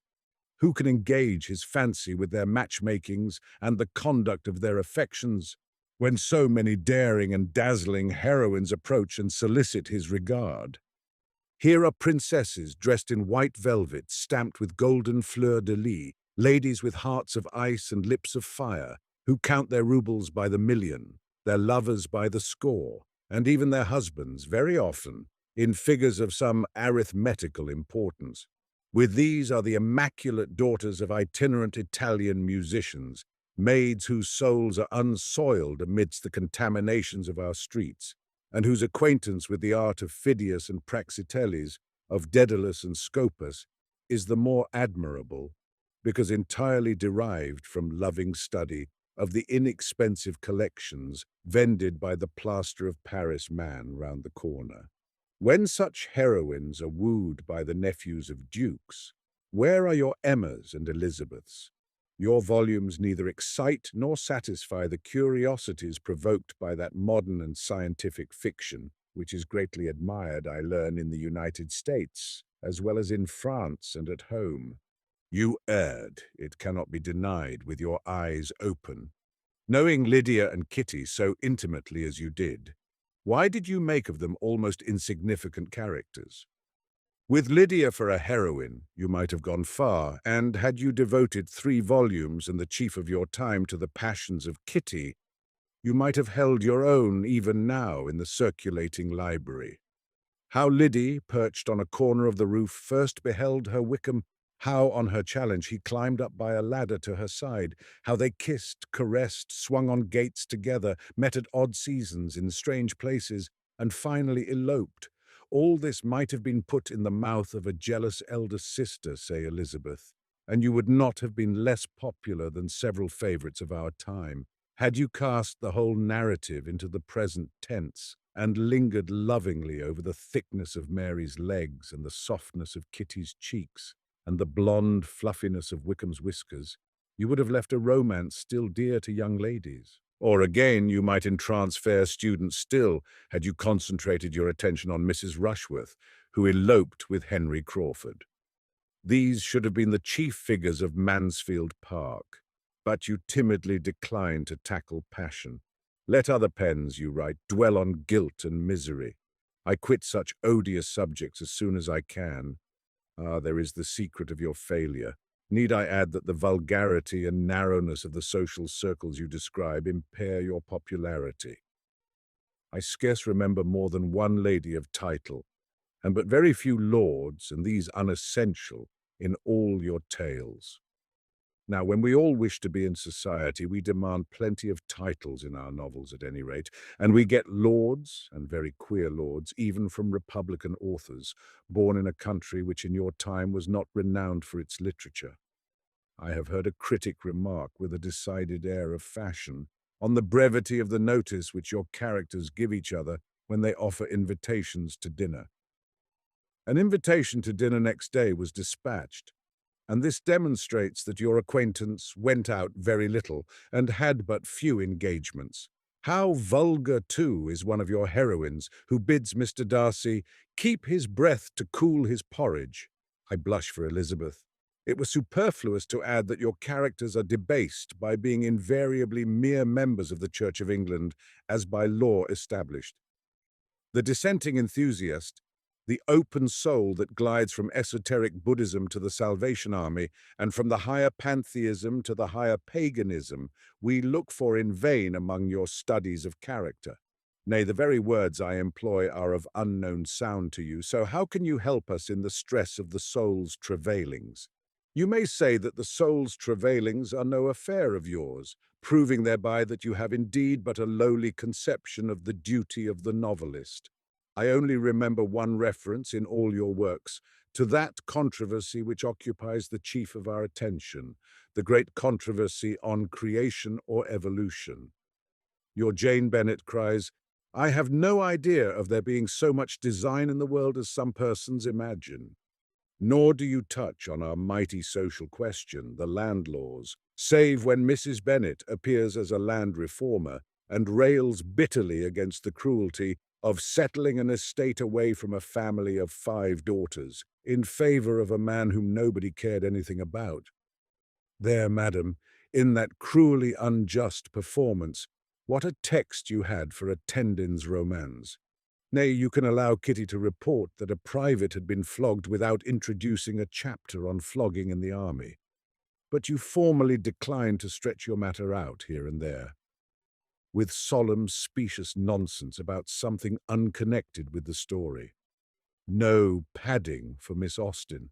In fact, madam, as you were born before analysis came in, or passion, or realism, or naturalism, or irreverence, or religious open-mindedness, you really cannot hope to rival your literary sisters in the minds of a perplexed generation.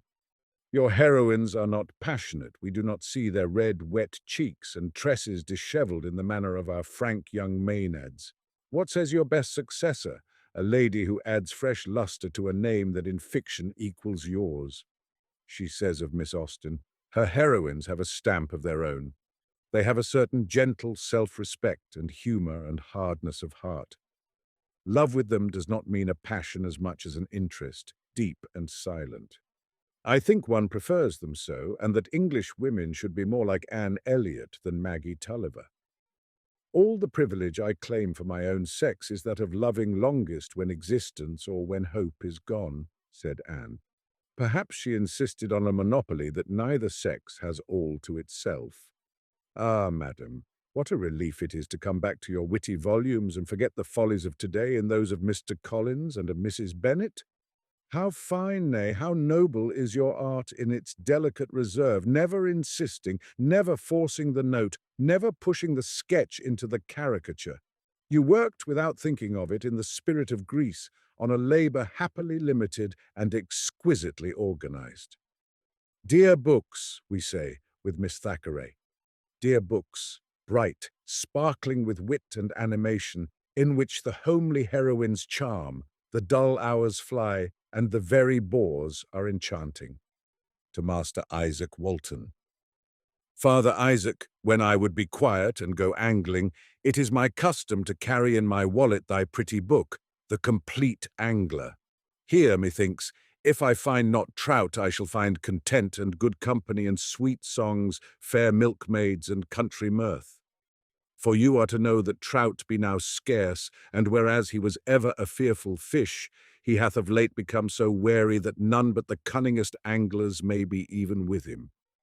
It is not as it was in your time, father, when a man might leave his shop in Fleet Street of a holiday, and when he had stretched his legs up Tottenham Hill, come lightly to meadows checkered with water-lilies and lady-smocks, and so fall to his sport. Nay, now have the houses so much increased, like a spreading sore, through the breaking of that excellent law of the conscientious king and blessed martyr, whereby building beyond the walls was forbidden, that the meadows are all swallowed up in streets. And as to the river Lee, wherein you took many a good trout, I read in the news sheets that its bed is many inches thick in horrible filth, and the air for more than half a mile on each side of it is polluted with a horrible, sickening stench, so that we stand in dread of a new plague, called the cholera. And so it is all about London for many miles. And if a man at heavy charges betake himself to the fields, Lo you, folk are grown so greedy that none will suffer a stranger to fish in his water. So poor anglers are in sore straits. Unless a man be rich and can pay great rents, he may not fish in England, and hence spring the discontents of the times, for the angler is full of content, if he do but take trout, but if he be driven from the waterside, he falls, perchance, into evil company, and cries out to divide the property of the gentlefolk. As many now do, even among Parliament men whom you loved not, Father Isaac, neither do I love them more than reason and Scripture bid each of us be kindly to his neighbour. But, behold, the causes of the ill content are not yet all expressed, for even where a man hath licence to fish, he will hardly take trout in our age, unless he be all the more cunning. For the fish, harried this way and that by so many of your disciples, is exceeding shy and artful, nor will he bite at a fly unless it falleth lightly just above his mouth, and floateth dry over him, for all the world like the natural ephemeris. And we may no longer angle with worm for him, nor with penk or minnow, nor with the natural fly, as was your manner, but only with the artificial, for the more difficulty, the more diversion. For my part, I may cry, like Viator in your book, Master, I can neither catch with the first nor second angle. I have no fortune. So we fare in England, but somewhat better north of the Tweed, where trout are less wary, but for the most part small, except in the extreme rough north among horrid hills and lakes. Thither, master, as methinks you may remember, went Richard Frank, that called himself Philanthropus, and was, as it were, the Columbus of anglers, discovering for them a new Hyperborean world. But Frank, doubtless, is now an angler in the lake of darkness with Nero and other tyrants, for he followed after Cromwell, the man of blood, in the old riding days. How wickedly doth Frank boast of that leader of the giddy multitude, when they raged and became restless to find out misery for themselves and others, and the rabble would herd themselves together, as you said, and endeavour to govern and act in spite of authority. So you wrote. And what said Frank, that recreant angler? Doth he not praise Ireton, Vane, Neville, and Martin, and the most renowned, valorous, and victorious conqueror, Oliver Cromwell? Nathless, with all his sins on his head, this Frank discovered Scotland for anglers, and my heart turns to him when he praises the glittering and resolute streams of Tweed. In those wilds of Assynt and Loch Rannoch, Father, we, thy followers, may yet take trout, and forget the evils of the times. But to be done with Frank, how harshly he speaks of thee in thy book. For you may dedicate your opinion to what scribbling putationer you please. The complete angler, if you will, who tells you of a tedious fly story extravagantly collected from antiquated authors, such as Gessner and Dubravius. Again, he speaks of Isaac Walton, whose authority to me seems alike authentic, as is the general opinion of the vulgar prophet, etc. Certain I am that Frank, if a better angler than thou, was a worse man who, writing his Dialogues Piscatorial, or Northern Memoirs, 5 years after the world welcomed thy complete angler, was jealous of thy favour with the people, and maybe hated thee for thy loyalty and sound faith. But, master, like a peaceful man avoiding contention, thou didst never answer this blustering Frank, but wentest quietly about thy quiet Lear, and left him his roaring Brora and windy Assynt. How could this noisy man know thee, and know thee he did, having argued with thee in Stafford, and not love Isaac Walton? A pedant angler I call him, a plaguy angler, so let him huff away, and turn we to thee and to thy sweet charm in fishing for men. How often studying in thy book have I hummed to myself that of Horace? Laudis amore tumis, sunt certa piacula quae te, ter pure lecto poterunt recreare libello. So healing a book for the frenzy of fame is thy discourse on meadows and pure streams and the country life. How peaceful, men say, and blessed must have been the life of this old man, how lapped in content and hedged about by his own humility from the world. They forget who speak thus that thy years, which were many, were also evil, or would have seemed evil to divers that had tasted of thy fortunes. Thou wert poor, but that to thee was no sorrow, for greed of money was thy detestation. Thou wert of lowly rank in an age when gentle blood was alone held in regard, yet thy virtues made thee hosts of friends, and chiefly among religious men, bishops, and doctors of the church. Thy private life was not unacquainted with sorrow. Thy first wife and all her fair children were taken from thee like flowers in spring, though in thine age new love and new offspring comforted thee like the primrose of the later year. Thy private griefs might have made thee bitter or melancholy, so might the sorrows of the state and of the church, which were deprived of their heads by cruel men, despoiled of their wealth, the pious driven, like thee, from their homes, fear everywhere, everywhere robbery and confusion. All this ruin might have angered another temper. But thou, Father, didst bear all with so much sweetness as perhaps neither natural temperament nor a firm faith, nor the love of angling could alone have displayed. For we see many anglers, as witness Richard Frank aforesaid, who are angry men, and myself, when I get my hooks entangled at every cast in a tree, have come nigh to swear profane. Also we see religious men that are sour and fanatical, no rare thing in the party that professes godliness. But neither private sorrow nor public grief could abate thy natural kindliness, nor shake a religion which was not untried, but had indeed passed through the furnace like fine gold. For if we find not faith at all times easy, because of the oppositions of science and the searching curiosity of men's minds, neither was faith a matter of course in thy day. For the learned and pious were greatly tossed about, like worthy Mr. Chillingworth, by doubts wavering between the Church of Rome and the Reformed Church of England. The humbler folk also were invited now here, now there, by the clamours of fanatical nonconformists who gave themselves out to be somebody, while atheism itself was not without many to witness to it. Therefore, such a religion as thine was not, so to say, a mere innocence of evil in the things of our belief, but a reasonable and grounded faith, strong in despite of oppositions.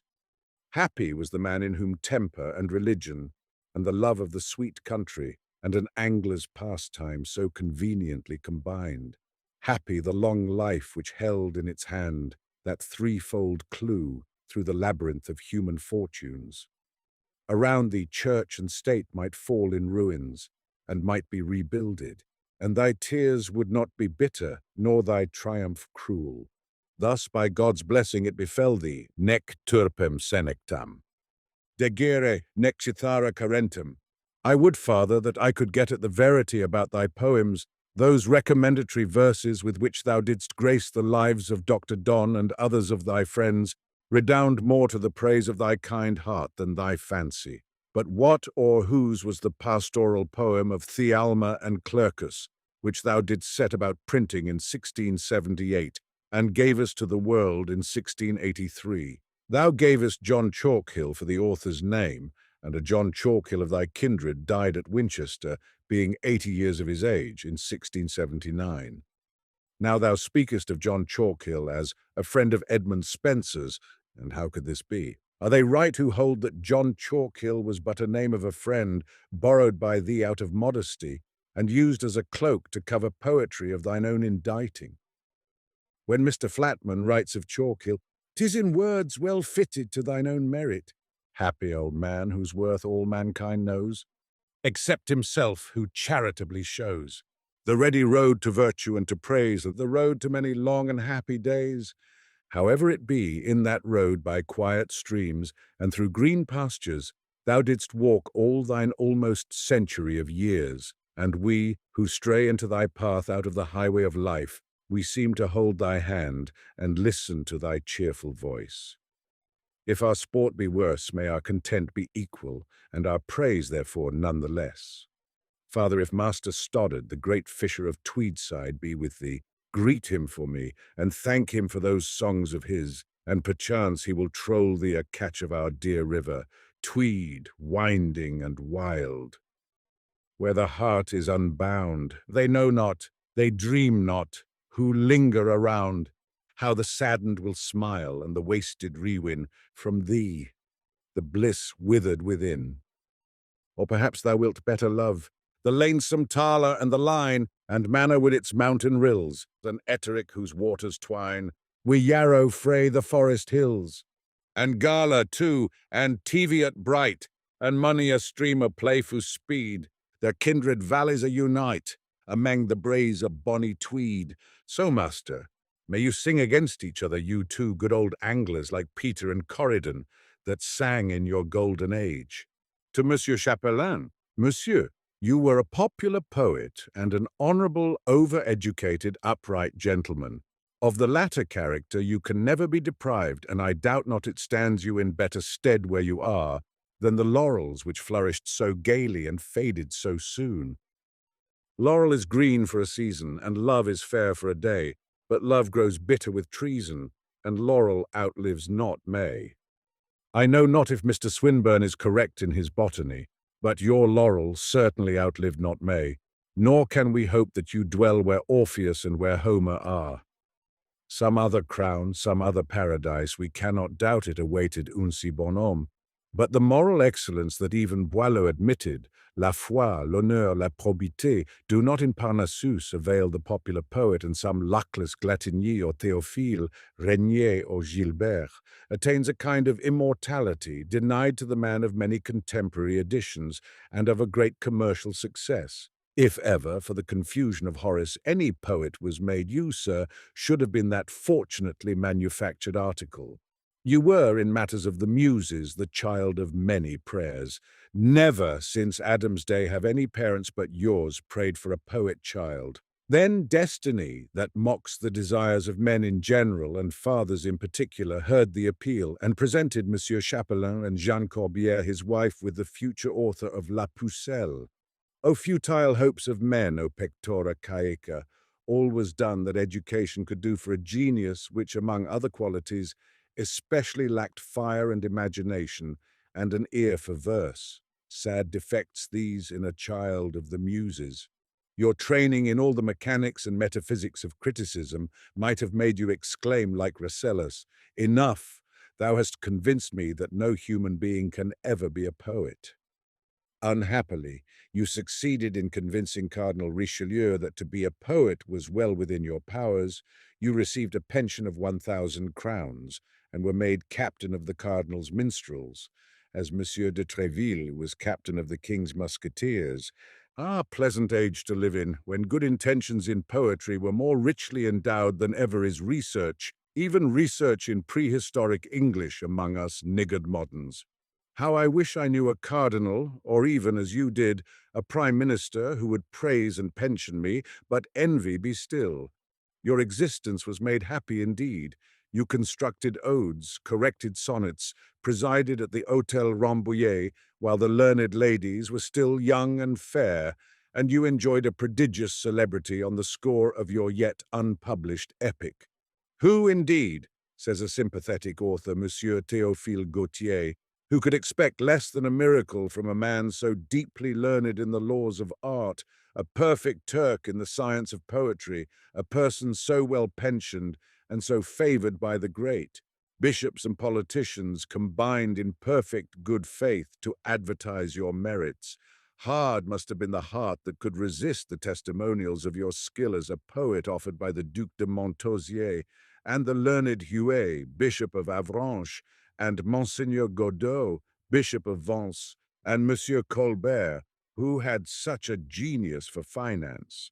If bishops and politicians and prime ministers skilled in finance, and some critics, Ménage and Sarrazin and Vaugelas, if ladies of birth and taste, if all the world, in fact, combined to tell you that you were a great poet, how can we blame you for taking yourself seriously and appraising yourself at the public estimate? It was not in human nature to resist the evidence of the bishops especially, and when every minor poet believes in himself on the testimony of his own conceit, you may be acquitted of vanity if you listen to the plaudits of your friends. Nay, you ventured to pronounce judgment on contemporaries, whom posterity has preferred to your perfections.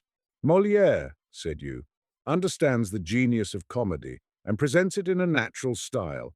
The plot of his best pieces is borrowed, but not without judgment. His morale is fair, and he has only to avoid scurrility. excellent, unconscious, popular Chapelain.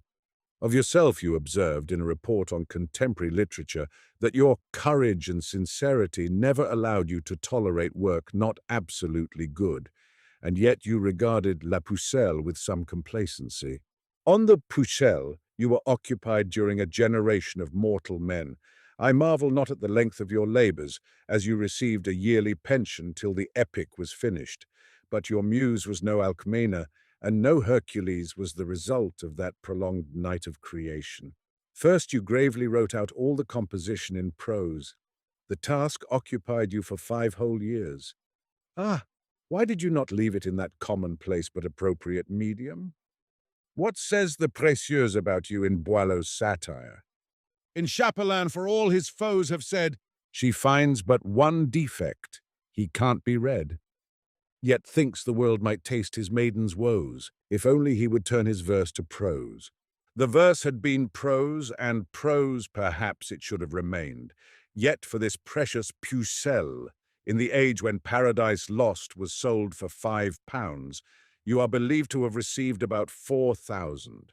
Horace was wrong. Mediocre poets may exist now and then, and he was a wise man who first spoke of aurea mediocritas.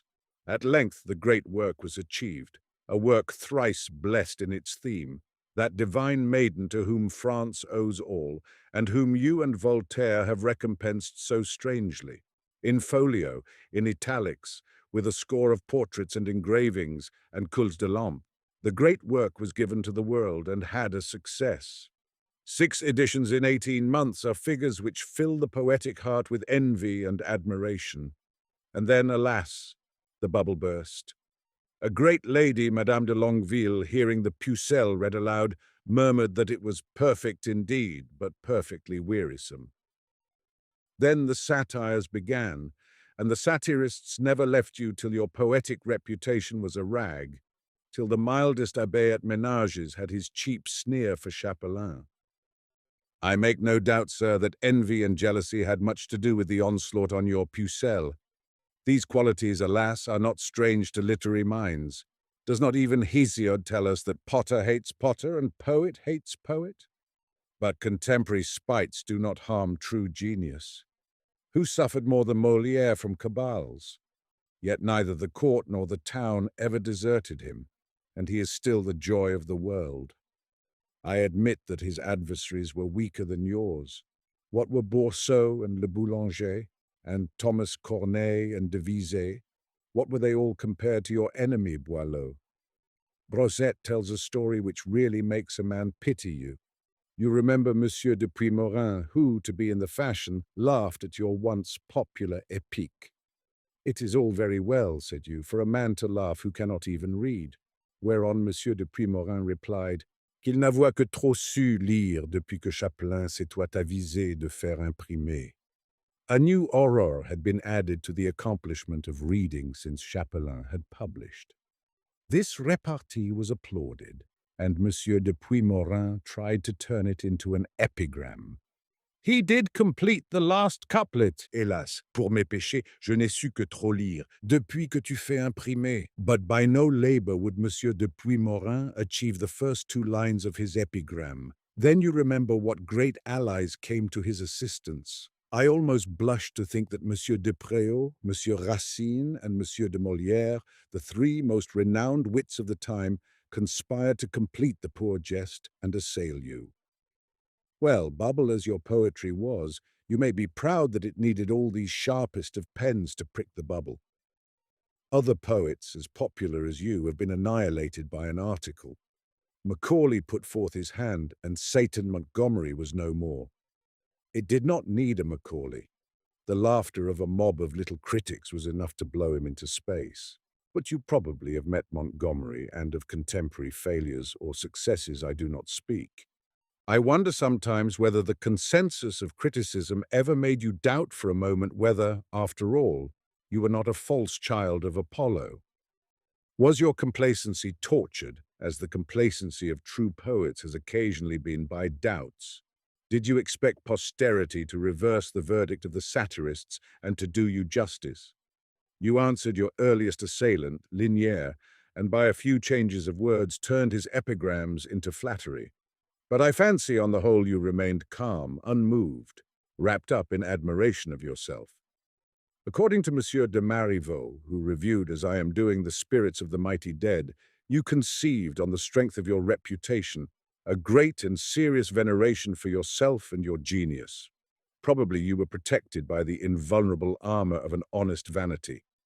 Probably you declared that mere jealousy dictated the lines of Boileau, and that Chapelain's real fault was his popularity and his pecuniary success, qu'il soit le mieux renté de tous les beaux esprits. This, you would avow, was your offense, and perhaps you were not altogether mistaken. Yet posterity declines to read a line of yours, and as we think of you, we are again set face to face with that eternal problem: how far is popularity a test of poetry? Burns was a poet and popular. Byron was a popular poet, and the world agrees in the verdict of their own generations. But Montgomery, though he sold so well, was no poet, nor, sir, I fear, was your verse made of the stuff of immortality. Criticism cannot hurt what is truly great. The Cardinal and the Academy left Chimène as fair as ever and as adorable. It is only pinchbeck that perishes under the acids of satire. Gold defies them. Yet I sometimes ask myself, does the existence of popularity like yours justify the malignity of satire, which blesses neither him who gives nor him who takes?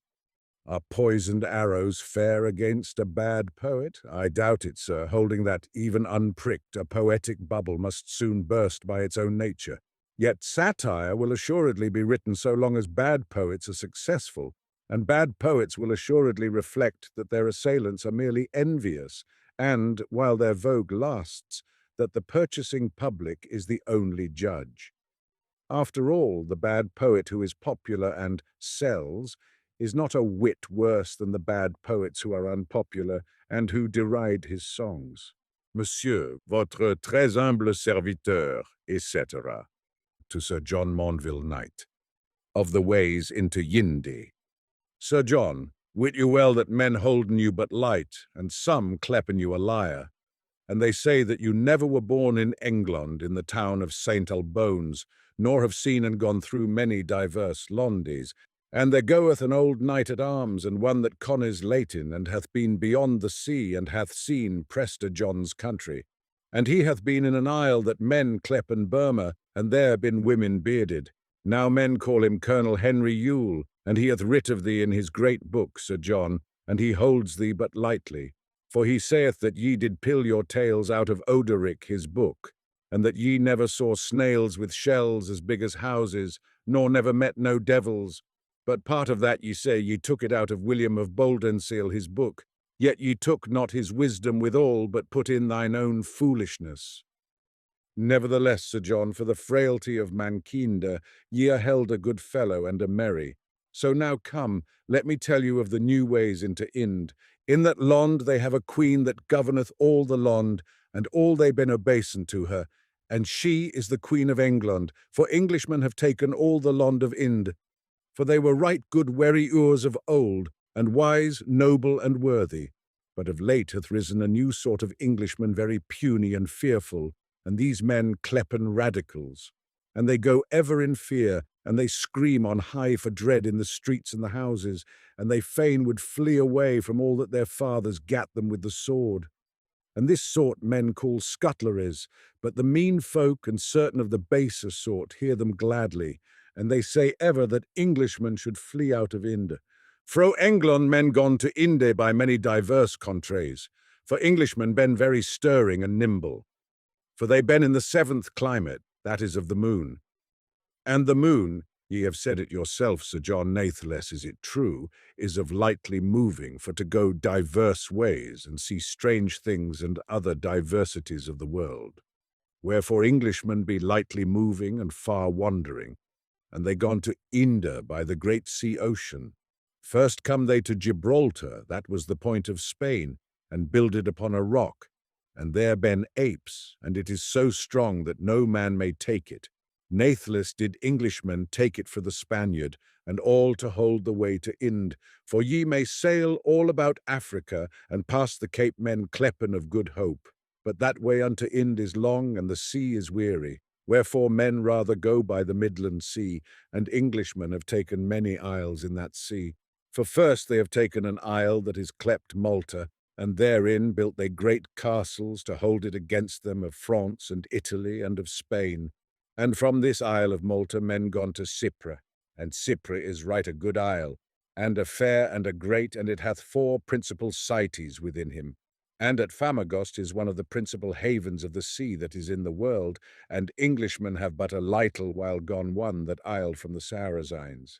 Yet say that sort of Englishman whereof I told you, that is puny and sore a dread, that the land is poisonous and barren and of no avail, for that land is much more hotter than it is here. Yet the Englishmen that ben warriors dwell there in tents, and the skill is that they may be the more fresh. From Cypre men gone to the land of Egypt, and in a day and a night he that hath a good wind may come to the haven of Alexandre. Now the land of Egypt longeth to the Sudan, yet the Sudan longeth not to the land of Egypt. And when I say this I do jape with words, and mayhap ye understand me not. Now Englishmen went in ships to Alexandre, and brent it, and overran the land, and their Saudiors ward Agan the Bedoins, and all to hold the way to Inde. For it is not long past since Frenchmen let dig a dike through the narrow spit of land, from the Midland Sea to the Red Sea, wherein was Pharaoh drowned. So this is the shortest way to Inde there may be, to sail through that dike, if men gone by sea.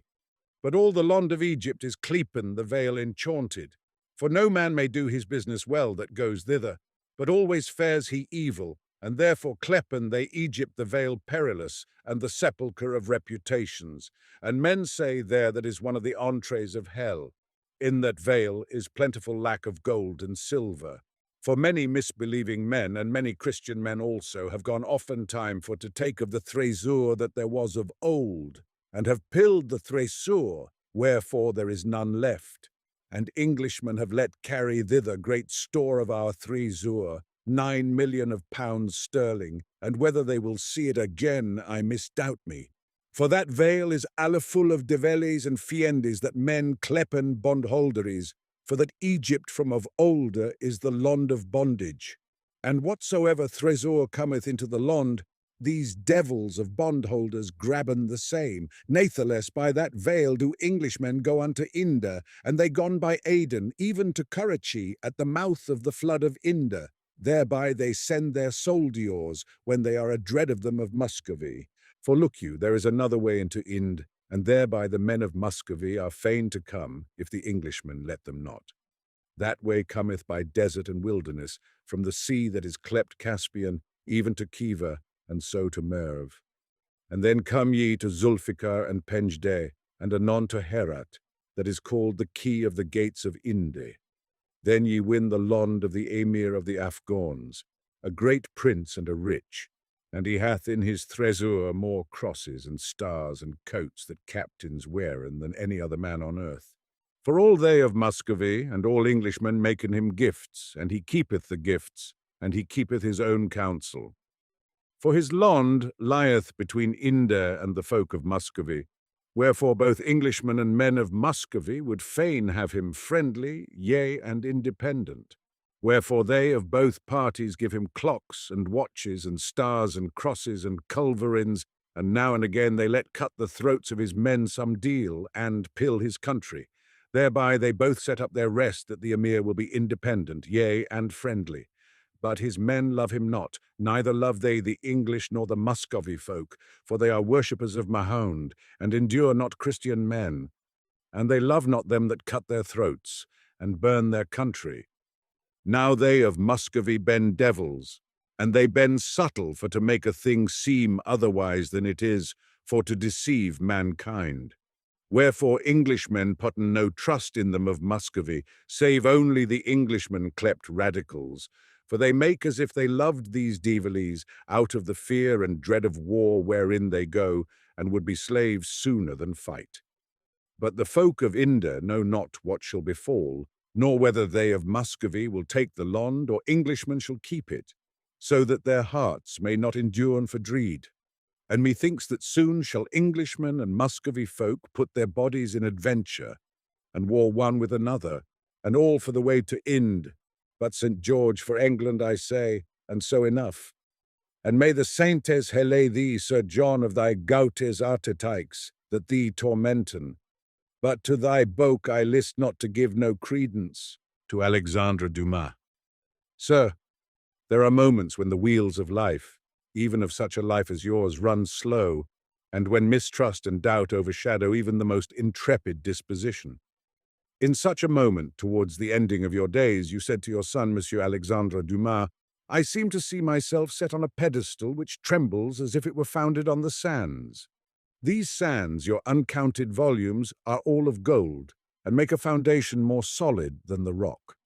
As well might the singer of Odysseus, or the authors of the Arabian Nights, or the first inventors of the stories of Boccaccio, believe that their works were perishable, their names indeed have perished. As the creator of Les Trois Mousquetaires alarmed himself with the thought that the world could ever forget Alexandre Dumas. Than yours there has been no greater nor more kindly and beneficent force in modern letters. To Scott, indeed, you owed the first impulse of your genius, but once set in motion, what miracles could it not accomplish? Our dear Pathos was overcome at last by a superhuman burden, but your imaginative strength never found a task too great for it. What an extraordinary vigor, what health, what an overflow of force was yours!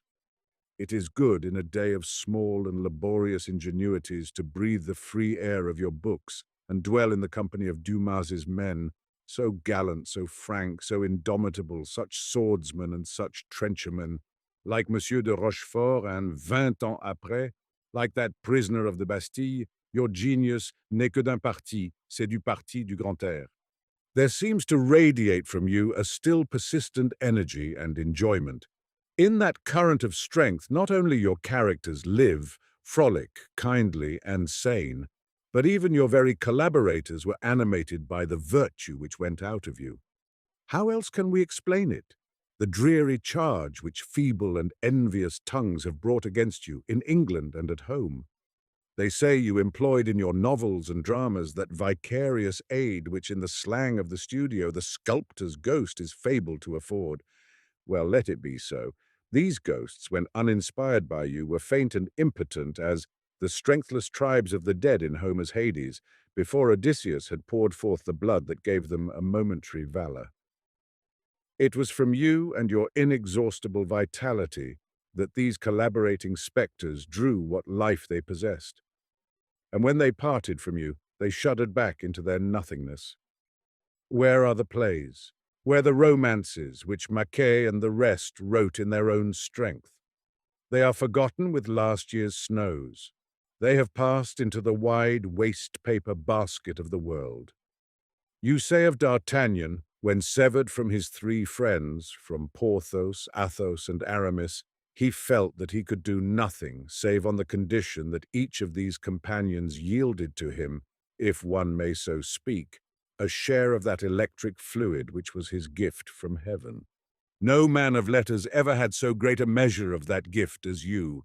None gave of it more freely to all who came, to the chance associate of the hour, as to the characters, all so burly and full-blooded, who flocked from your brain.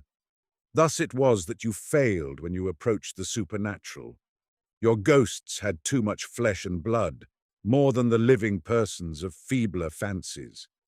A writer so fertile, so rapid, so masterly in the ease with which he worked, could not escape the reproaches of barren envy. Because you overflowed with wit, you could not be serious. Because you created with a word, you were said to scamp your work. Because you were never dull, never pedantic, incapable of greed, you were to be censured as desultory, inaccurate, and prodigal. A generation suffering from mental and physical anemia, a generation devoted to the chiseled phrase, to accumulated documents, to microscopic porings over human baseness, to minute and disgustful records of what in humanity is least human, may readily bring these unregarded and railing accusations. Like one of the great and good-humored giants of Rabelais, you may hear the murmurs from afar and smile with disdain. To you who can amuse the world, to you who offer it the fresh air of the highway, the battlefield, and the sea, the world must always return, escaping gladly from the boudoir and the bouge, from the surgeries and hospitals and dead rooms of Monsieur Daudet and Monsieur Zola and of the wearisome de Goncourt. With all your frankness and with that queer morality of the camp which, if it swallows a camel now and again, never strains at a gnat, how healthy and wholesome and even pure are your romances. You never gloat over sin, nor dabble with an ugly curiosity in the corruptions of sense. The passions in your tales are honorable and brave, the motives are clearly human. Honor, love, friendship make the threefold cord, the clue your knights and dames follow through how delightful a labyrinth of adventures. Your greatest books, I take the liberty to maintain, are the Cycle of the Valois, La Reine Margot, La Dame de Montsoreau, Les 45, and the Cycle of Louis XIII and Louis XIV, Les Trois Mousquetaires, 20 ans après, Le Vicomte de Bragelonne, and beside these two trilogies, a lonely monument, like the Sphinx hard by the three pyramids, Monte Cristo. In these romances, how easy it would have been for you to burn incense to that great goddess, lubricity, whom our critic says your people worship. You had Brantôme, you had Tallemant, you had Rétif, and a dozen others to furnish materials for scenes of voluptuousness and of blood that would have outdone even the present naturalists. From these alcoves of Les Dames Galantes, and from the torture chambers, Monsieur Zola would not have spared us one starting sinew of brave La Mole on the rack. You turned, as Scott would have turned, without a thought of their profitable literary uses. You had other metal to work on. You gave us that superstitious and tragical true love of La Mole's, that devotion, how tender and how pure, of Bussy for the Dame de Montsoreau. You gave us the valor of D'Artagnan, the strength of Porthos, the melancholy nobility of Athos, honor, chivalry, and friendship. I declare your characters are real people to me and old friends.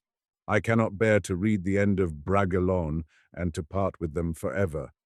Suppose Porthos, Athos, and Aramis should enter with a noiseless swagger, curling their moustaches. How we would welcome them, forgiving D'Artagnan even his hateful forbery in the case of Milady. The brilliance of your dialogue has never been approached. There is wit everywhere. Repartees glitter and ring like the flash and clink of small swords. Then what duels are yours, and what inimitable battle pieces. I know 4 good fights of one against a multitude in literature. These are the death of Grettir the Strong, the death of Gunnar of Leithend, the death of Hereward the Wake, the death of Bussy d'Amboise. We can compare the strokes of the heroic fighting times with those described in later days. And upon my word, I do not know that the short sword of Grettir, or the bill of Scarfedin, or the bow of Gunnar was better wielded than the rapier of your Bussy or the sword and shield of Kingsley's Hereward. They say your fencing is unhistorical. No doubt it is so, and you knew it. La Mole could not have lunged on Coconus after deceiving Circle, for the parry was not invented except by your immortal Chicot, a genius in advance of his time. Even so, Hamlet and Laertes would have fought with shields and axes, not with small swords. But what matters this pedantry? In your works we hear the Homeric muse again, rejoicing in the clash of steel. And even at times your very phrases are unconsciously Homeric. Look at these men of murder on the eve of St. Bartholomew, who flee in terror from the Queen's chamber and find the door too narrow for their flight. The very words were anticipated in a line of the Odyssey concerning the massacre of the wooers, and the picture of Catherine de Medicis prowling like a wolf among the bodies and the blood. In a passage of the Louvre, the picture is taken unwittingly from the Iliad. There was in you that reserve of primitive force, that epic grandeur and simplicity of diction. This is the force that animates Monte Cristo. the earlier chapters, the prison and the escape. In later volumes of that romance, methinks, you stoop your wing. Of your dramas I have little room and less skill to speak. Antony, they tell me, was the greatest literary event of its time, was a restoration of the stage. While Victor Hugo needs the cast-off clothes of history, the wardrobe and costume, the sepulchre of Charlemagne, the ghost of Barbarossa, the coffins of Lucretia Borgia, Alexandre Dumas requires no more than a room in an inn where people meet in riding cloaks, to move the soul with the last degree of terror and of pity. The reproach of being amusing has somewhat dimmed your fame for a moment. The shadow of this tyranny will soon be overpast, and when La Curée and Paubuis are more forgotten than Le Grand Cyrus, men and women, and, above all, boys, will laugh and weep over the page of Alexandre Dumas. Like Scott himself, you take us captive in our childhood. I remember a very idle little boy who was busy with the Three Musketeers when he should have been occupied with Wilkins's Latin prose. 20 years after, alas and more, he is still constant to that gallant company, and at this very moment is breathlessly wondering whether Grimaud will steal Monsieur de Beaufort out of the cardinal's prison. To Theocritus, sweet, methinks, is the whispering sound of yonder pine tree, so, Theocritus, with that sweet word adu, didst thou begin and strike the keynote of thy songs. Sweet, and didst thou find aught of sweet when thou, like thy Daphnis, didst go down the stream, when the whirling wave closed over the man the Muses loved, the man not hated of the nymphs? Perchance below those waters of death thou didst find, like thine own Hylas, the lovely Nereids waiting thee, Eunice and Malice, and Nicaea with her April eyes. In the house of Hades, Theocritus, doth there dwell aught that is fair, and can the low light on the fields of asphodel make thee forget thy Sicily? Nay, methinks thou hast not forgotten, and perchance for poets dead there is prepared a place more beautiful than their dreams. It was well for the later minstrels of another day, it was well for Ronsard and Du Bellay to desire a dim Elysium of their own, where the sunlight comes faintly through the shadow of the earth, where the poplars are duskier, and the waters more pale than in the meadows of Anjou. There, in that restful twilight, far remote from war and plot, from sword and fire, and from religions that sharpened the steel and lit the torch, there these learned singers would fain have wandered with their learned ladies, satiated with life and in love with an unearthly quiet. But to thee, Theocritus, no twilight of the hollow land was dear, but the high suns of Sicily and the brown cheeks of the country maidens were happiness enough. For thee, therefore, methinks, surely is reserved an Elysium beneath the summer of a far-off system, with stars not ours and alien seasons. There, as Byron prayed, shall spring, the thrice desirable, be with thee the whole year through, where there is neither frost, nor is the heat so heavy on men, but all is fruitful, and all sweet things blossom, and evenly meted are darkness and dawn. Space is wide, and there be many worlds, and suns enow, and the sun-god surely has had a care of his own. Little didst thou need in thy native land the Isle of the Three Capes. Little didst thou need but sunlight on land and sea. Death can have shown thee naught dearer than the fragrant shadow of the pines, where the dry needles of the fir are strewn, or glades where feathered ferns make a couch more soft than sleep. The short grass of the cliffs, too, thou didst love, where thou wouldst lie and watch, with the tunny watcher till the deep blue sea was broken by the burnished sides of the tunny shoal, and of foam with their gambols in the brine. There the Muses met thee, and the nymphs, and there Apollo, remembering his old thraldom with Admetus, would lead once more a mortal's flocks, and listen and learn, Theocritus, while thou, like thine own Comatas, didst sweetly sing. There, methinks, I see thee as in thy happy days, reclined on deep beds of fragrant lentisk, lowly strewn, and rejoicing in new stripped leaves of the vine, while far above thy head waved many a poplar, many an elm tree, and close at hand the sacred waters sang from the mouth of the cavern of the nymphs. And when night came, Methinks thou wouldst flee from the merry company and the dancing girls, from the fading crowns of roses or white violets, from the cotterbows and the minstrelsy, and the bibline wine. From these thou wouldst slip away into the summer night.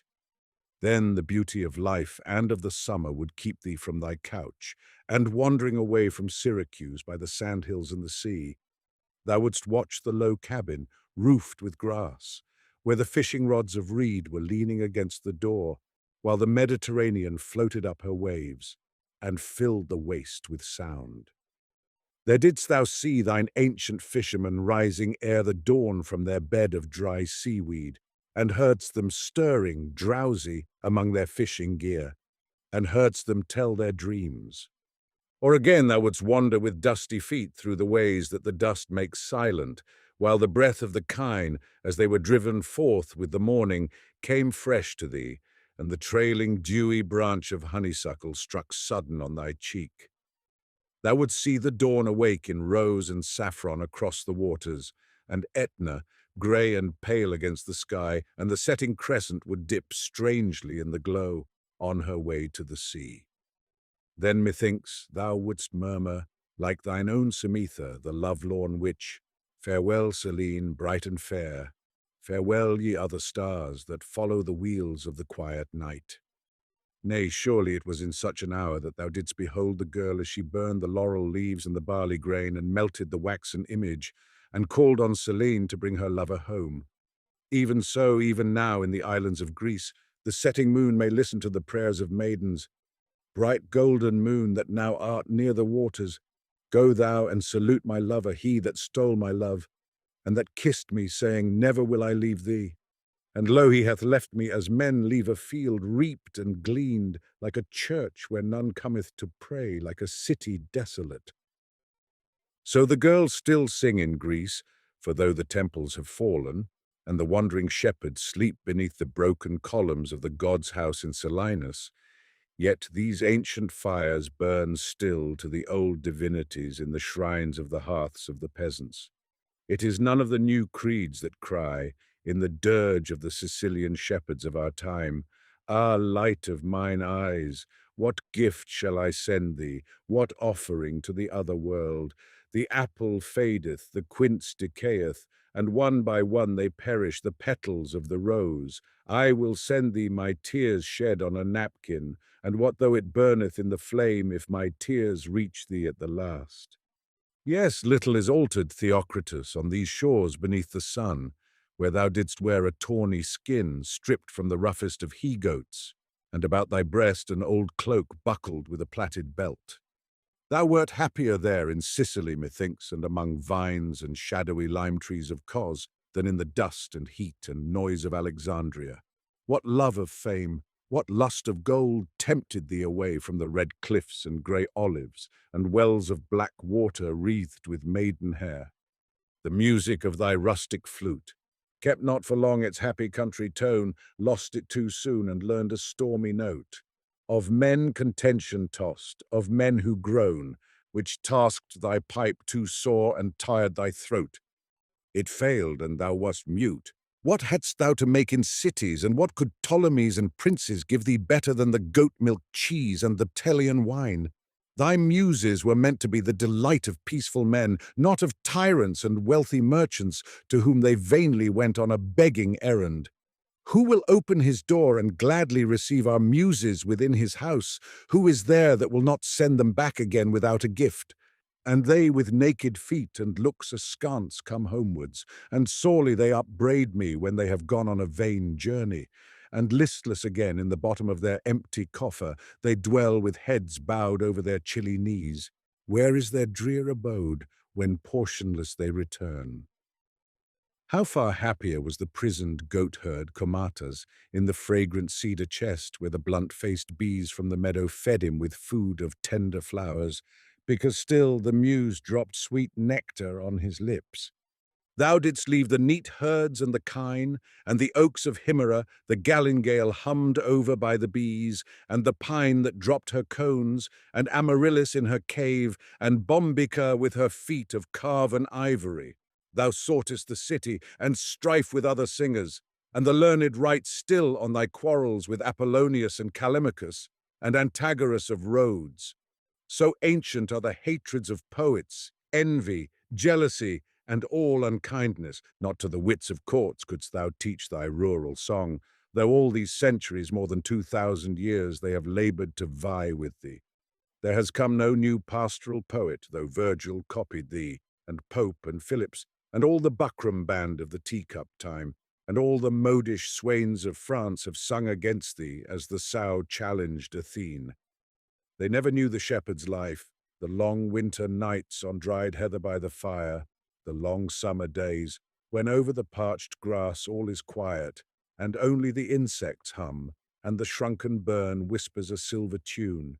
Swains in high-heeled shoon and lace, shepherdesses in rouge and diamonds, the world is weary of all concerning them, save their images in porcelain, effigies how unlike thy golden figures, dedicate to Aphrodite of Bombyca and Batus.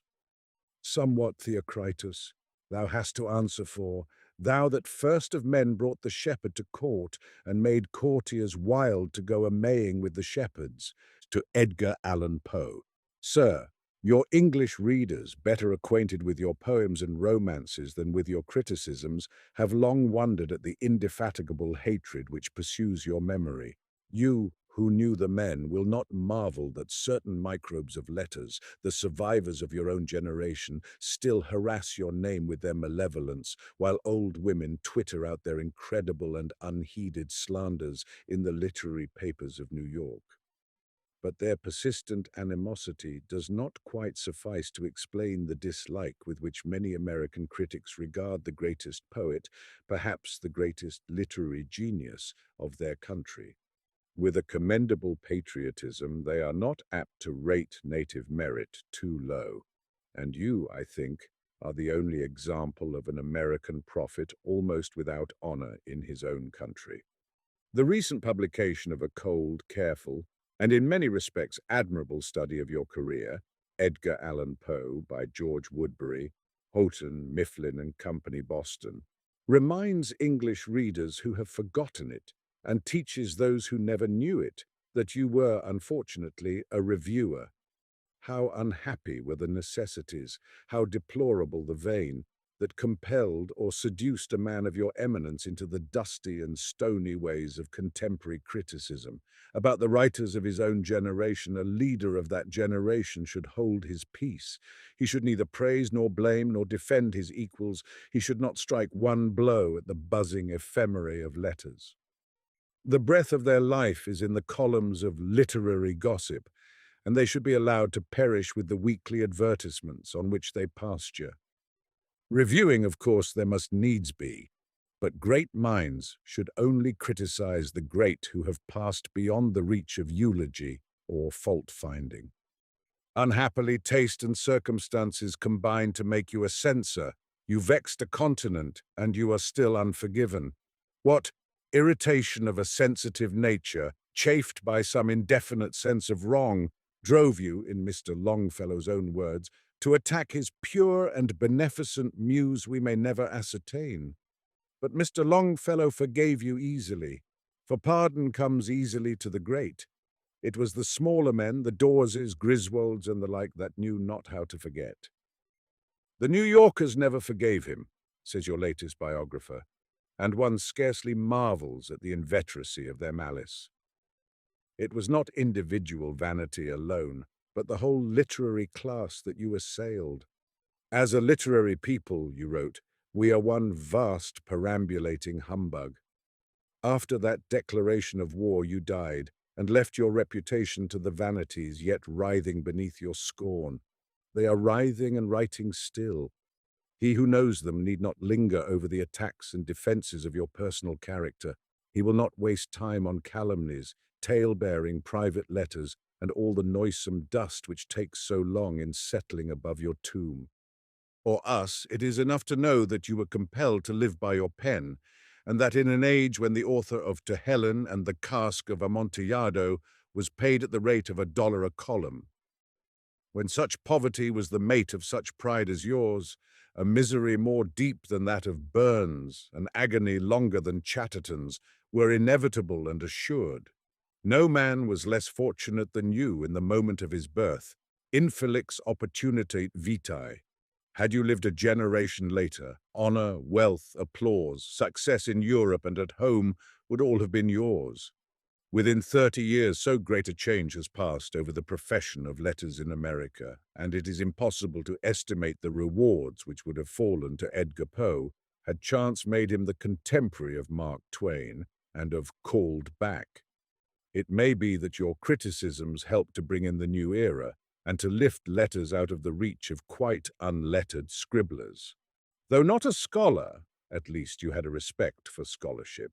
You might still marvel over such words as objectional in the new biography of yourself, and might ask what is meant by such a sentence as his connection with it had inured to his own benefit by the frequent puffs of himself, and so forth. Best known in your own day as a critic, it is as a poet and a writer of short tales that you must live. But to discuss your few and elaborate poems is a waste of time. So completely does your own brief definition of poetry, the rhythmic creation of the beautiful, exhaust your theory, and so perfectly is the theory illustrated by the poems.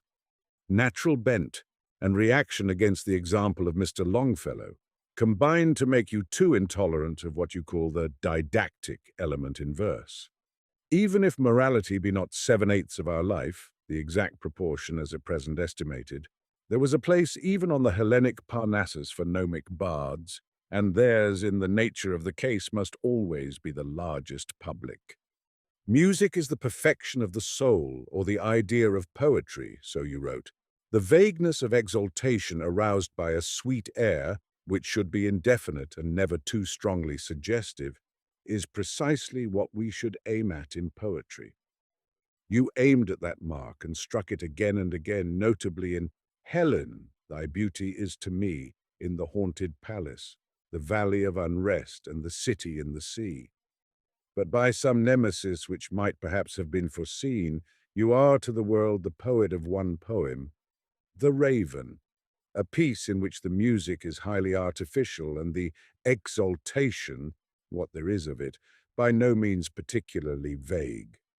So a portion of the public know little of Shelley but the skylark, and those two incongruous birds, the lark and the raven, bear each of them a poet's name, vivu per ora virum.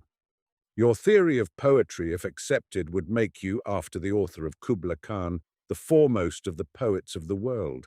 At no long distance would come Mr. William Morris as he was when he wrote Golden Wings, The Blue Closet, and The Sailing of the Sword, and close up Mr. Lear, the author of The Yonghy Bonghy Bò and The Lay of the Jumblies. On the other hand, Homer would sink into the limbo to which you consigned Molière. If we may judge a theory by its results, when compared with the deliberate verdict of the world, your aesthetic does not seem to hold water. The Odyssey is not really inferior to Ulalume, as it ought to be if your doctrine of poetry were correct, nor Le Festin de Pierre to Undine. Yet you deserve the praise of having been constant in your poetic practice to your poetic principles, principles commonly deserted by poets who, like Wordsworth, have published their aesthetic system. Your pieces are few, and Dr. Johnson would have called you, like Fielding, a barren rascal. But how can a writer's verses be numerous if with him, as with you, poetry is not a pursuit but a passion, which cannot at will be excited with an eye to the paltry compensations or the more paltry commendations of mankind? Of you it may be said, more truly than Shelley said it of himself, that to ask you for anything human is like asking at a gin shop for a leg of mutton.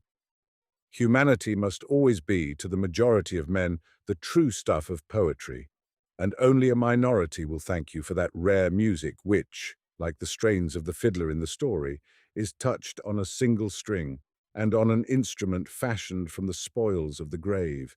You chose, or you were destined. To vary from the kindly race of men and the consequences which wasted your life pursue your reputation.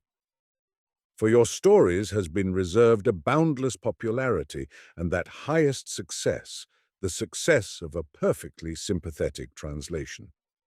By this time, of course, you have made the acquaintance of your translator, Monsieur Charles Baudelaire, who so strenuously shared your views about Mr. Emerson and the Transcendentalists, and who so energetically resisted all those ideas of progress which came from hell or Boston.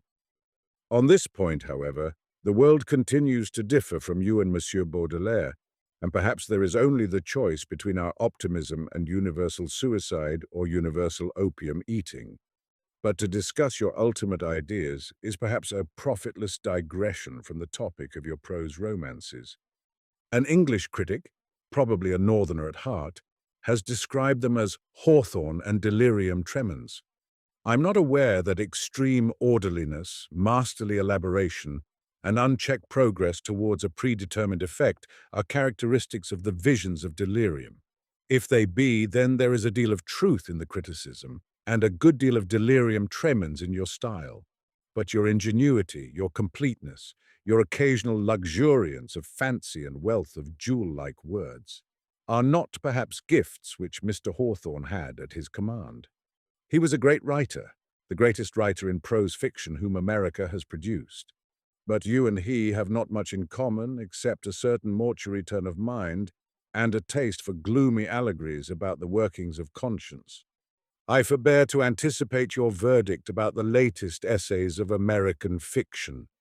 These by no means follow in the lines which you laid down about brevity and the steady working to one single effect. Probably you would not be very tolerant, tolerance was not your leading virtue, of Mr. Rowe, now your countryman's favourite novelist.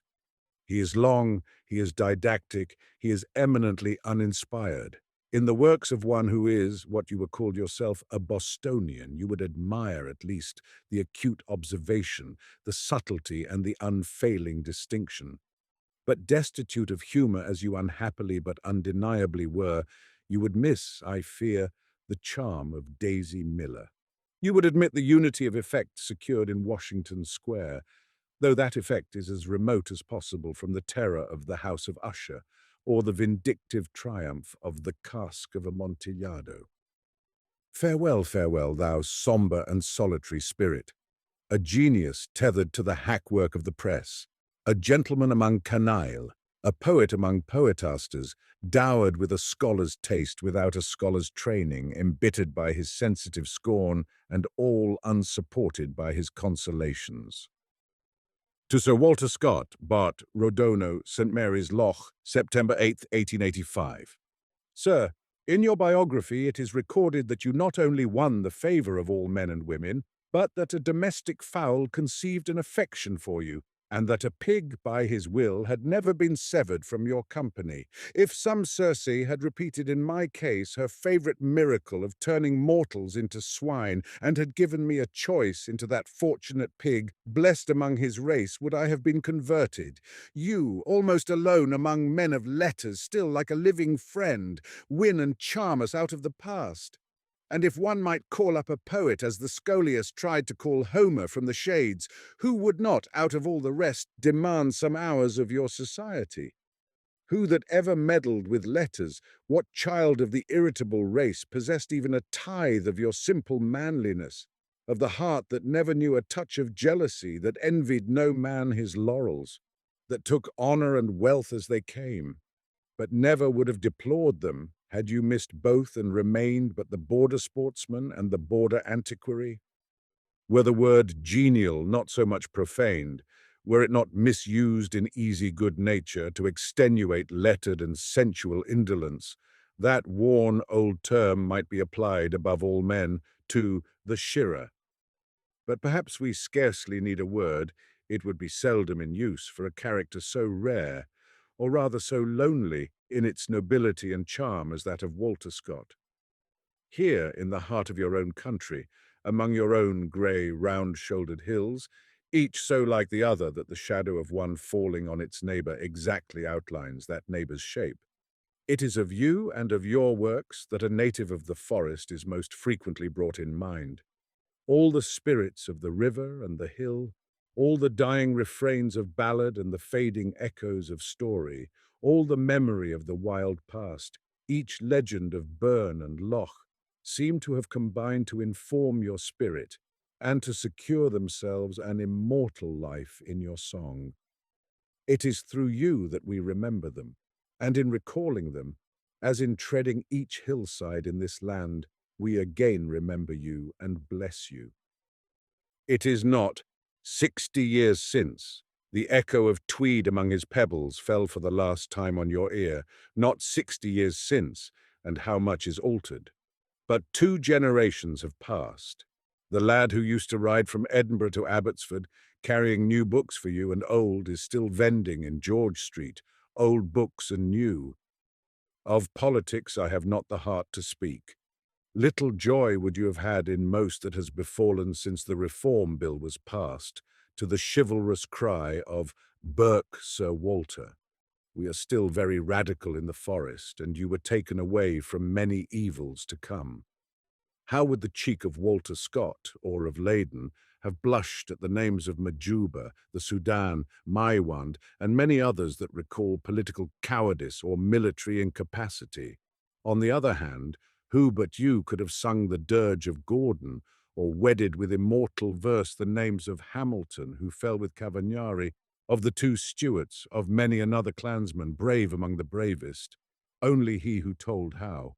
The stubborn spearmen still made good their dark, impenetrable wood, could have fitly rhymed a score of feats of arms in which, as at Menil's Zariba and at Abu Klea, groom fought like noble squire-like knight, as fearlessly and well. Ah, sir, the hearts of the rulers may wax faint, and the voting classes may forget that they are Britons. But when it comes to blows, our fighting men might cry, with Leyden, "My name is Little Jock Elliot, and what dar meddle wi' me?" Much is changed in the countryside as well as in the country, but much remains. The little towns of your time are populous and excessively black with the smoke of factories, not, I fear, at present very flourishing. In Galashiels you still see the little change house and the cluster of cottages round the laird's lodge, like the clachan of Tully Veolan. But these plain remnants of the old Scotch towns are almost buried in a multitude of smoky dwarf houses. A living poet, Mr. Matthew Arnold, has found the fitting phrase for these dwellings once for all. All over the forest the waters are dirty and poisoned. I think they are filthiest below Howick, but this may be mere local prejudice in a Selkirk man. To keep them clean costs money, and, though improvements are often promised, I cannot see much change for the better. Abbotsford, luckily, is above Galashiels, and only receives the dirt and dyes of Selkirk, Peebles, Walkerburn, and Innerleithen. On the other hand, your ill-omened later dwelling, the unhappy palace of your race, is overlooked by villas that prick a cockney ear among their larches, hotels of the future. Ah, sir, Scotland is a strange place. Whisky is exiled from some of our caravanserais, and they have banished Sir John Barleycorn.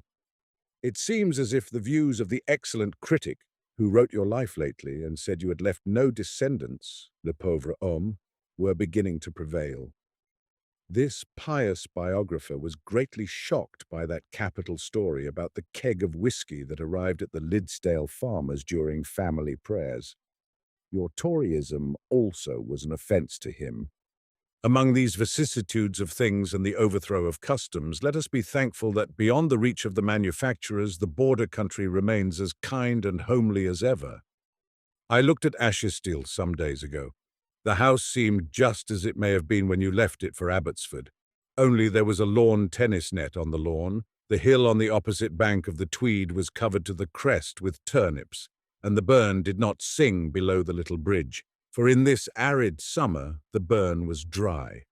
But there was still a grilse that rose to a big March brown in the shrunken stream below Elibank.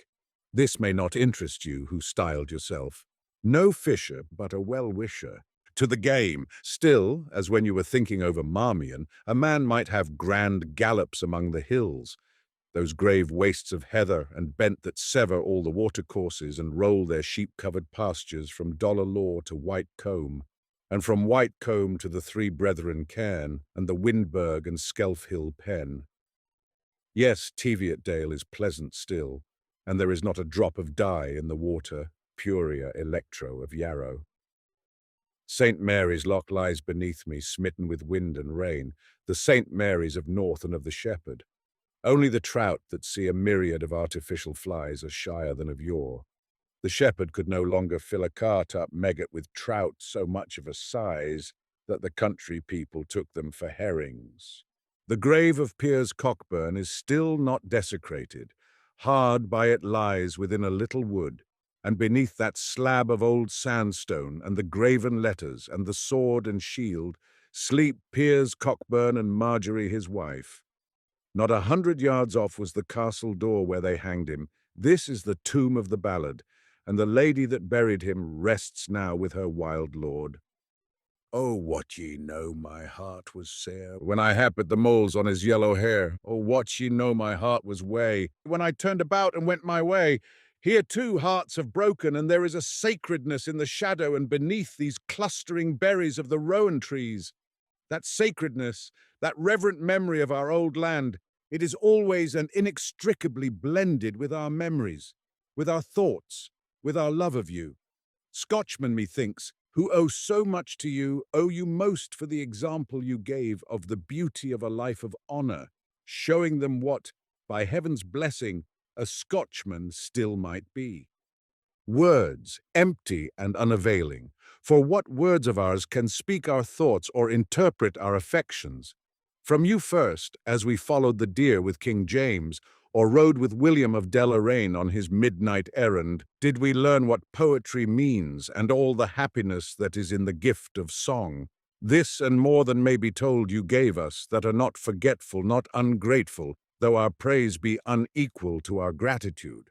Fungor inani munere, to Eusebius of Caesarea, concerning the gods of the heathen. Touching the gods of the heathen, most reverend Father, thou art not ignorant that even now, as in the time of thy probation on earth, there is great dissension, that these feigned deities and idols, the work of men's hands, are no longer worshipped, thou knowest, neither do men eat meat offered to idols. Even as spake that last oracle which murmured forth, the latest and the only true voice from Delphi, even so, the fair-wrought court divine hath fallen. No more hath Phoebus his home, no more his laurel bough, nor the singing well of water. Nay, the sweet-voiced water is silent. The fane is ruinous, and the images of men's idolatry are dust. Nevertheless, most worshipful, men do still dispute about the beginnings of those sinful gods, such as Zeus, Athene, and Dionysus, and marvel how first they won their dominion over the souls of the foolish peoples. Now concerning these things there is not one belief, but many, howbeit there are two main kinds of opinion.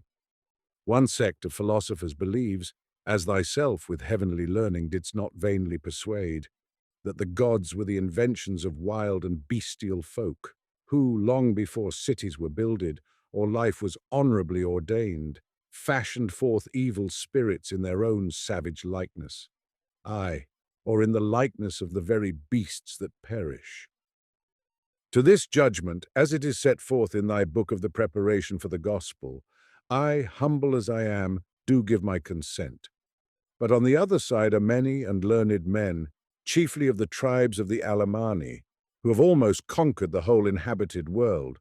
These, being unwilling to suppose that the Hellenes were in bondage to superstitions handed down from times of utter darkness and a bestial life, do chiefly hold with the heathen philosophers, even with the writers whom thou, most venerable, didst confound with thy wisdom, and chasten with the scourge of small cords of thy wit. Thus, like the heathen, our doctors and teachers maintain that the gods of the nations were, in the beginning, such pure natural creatures as the blue sky, the sun, the air, the bright dawn, and the fire.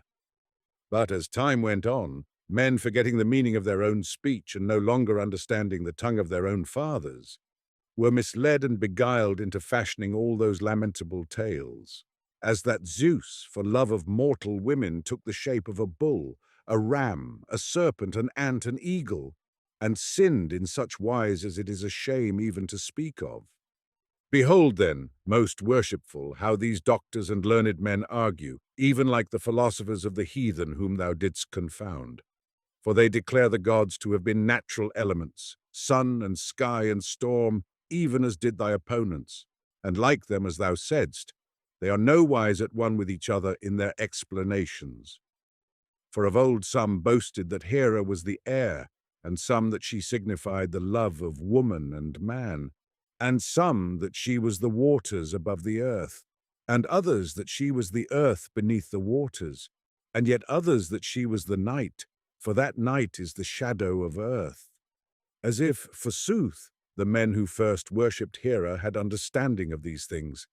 And when Hera and Zeus quarrel unseemly, as Homer declareth, this meant, said the learned in thy days, no more than the strife and confusion of the elements, and was not in the beginning an idle, slanderous tale.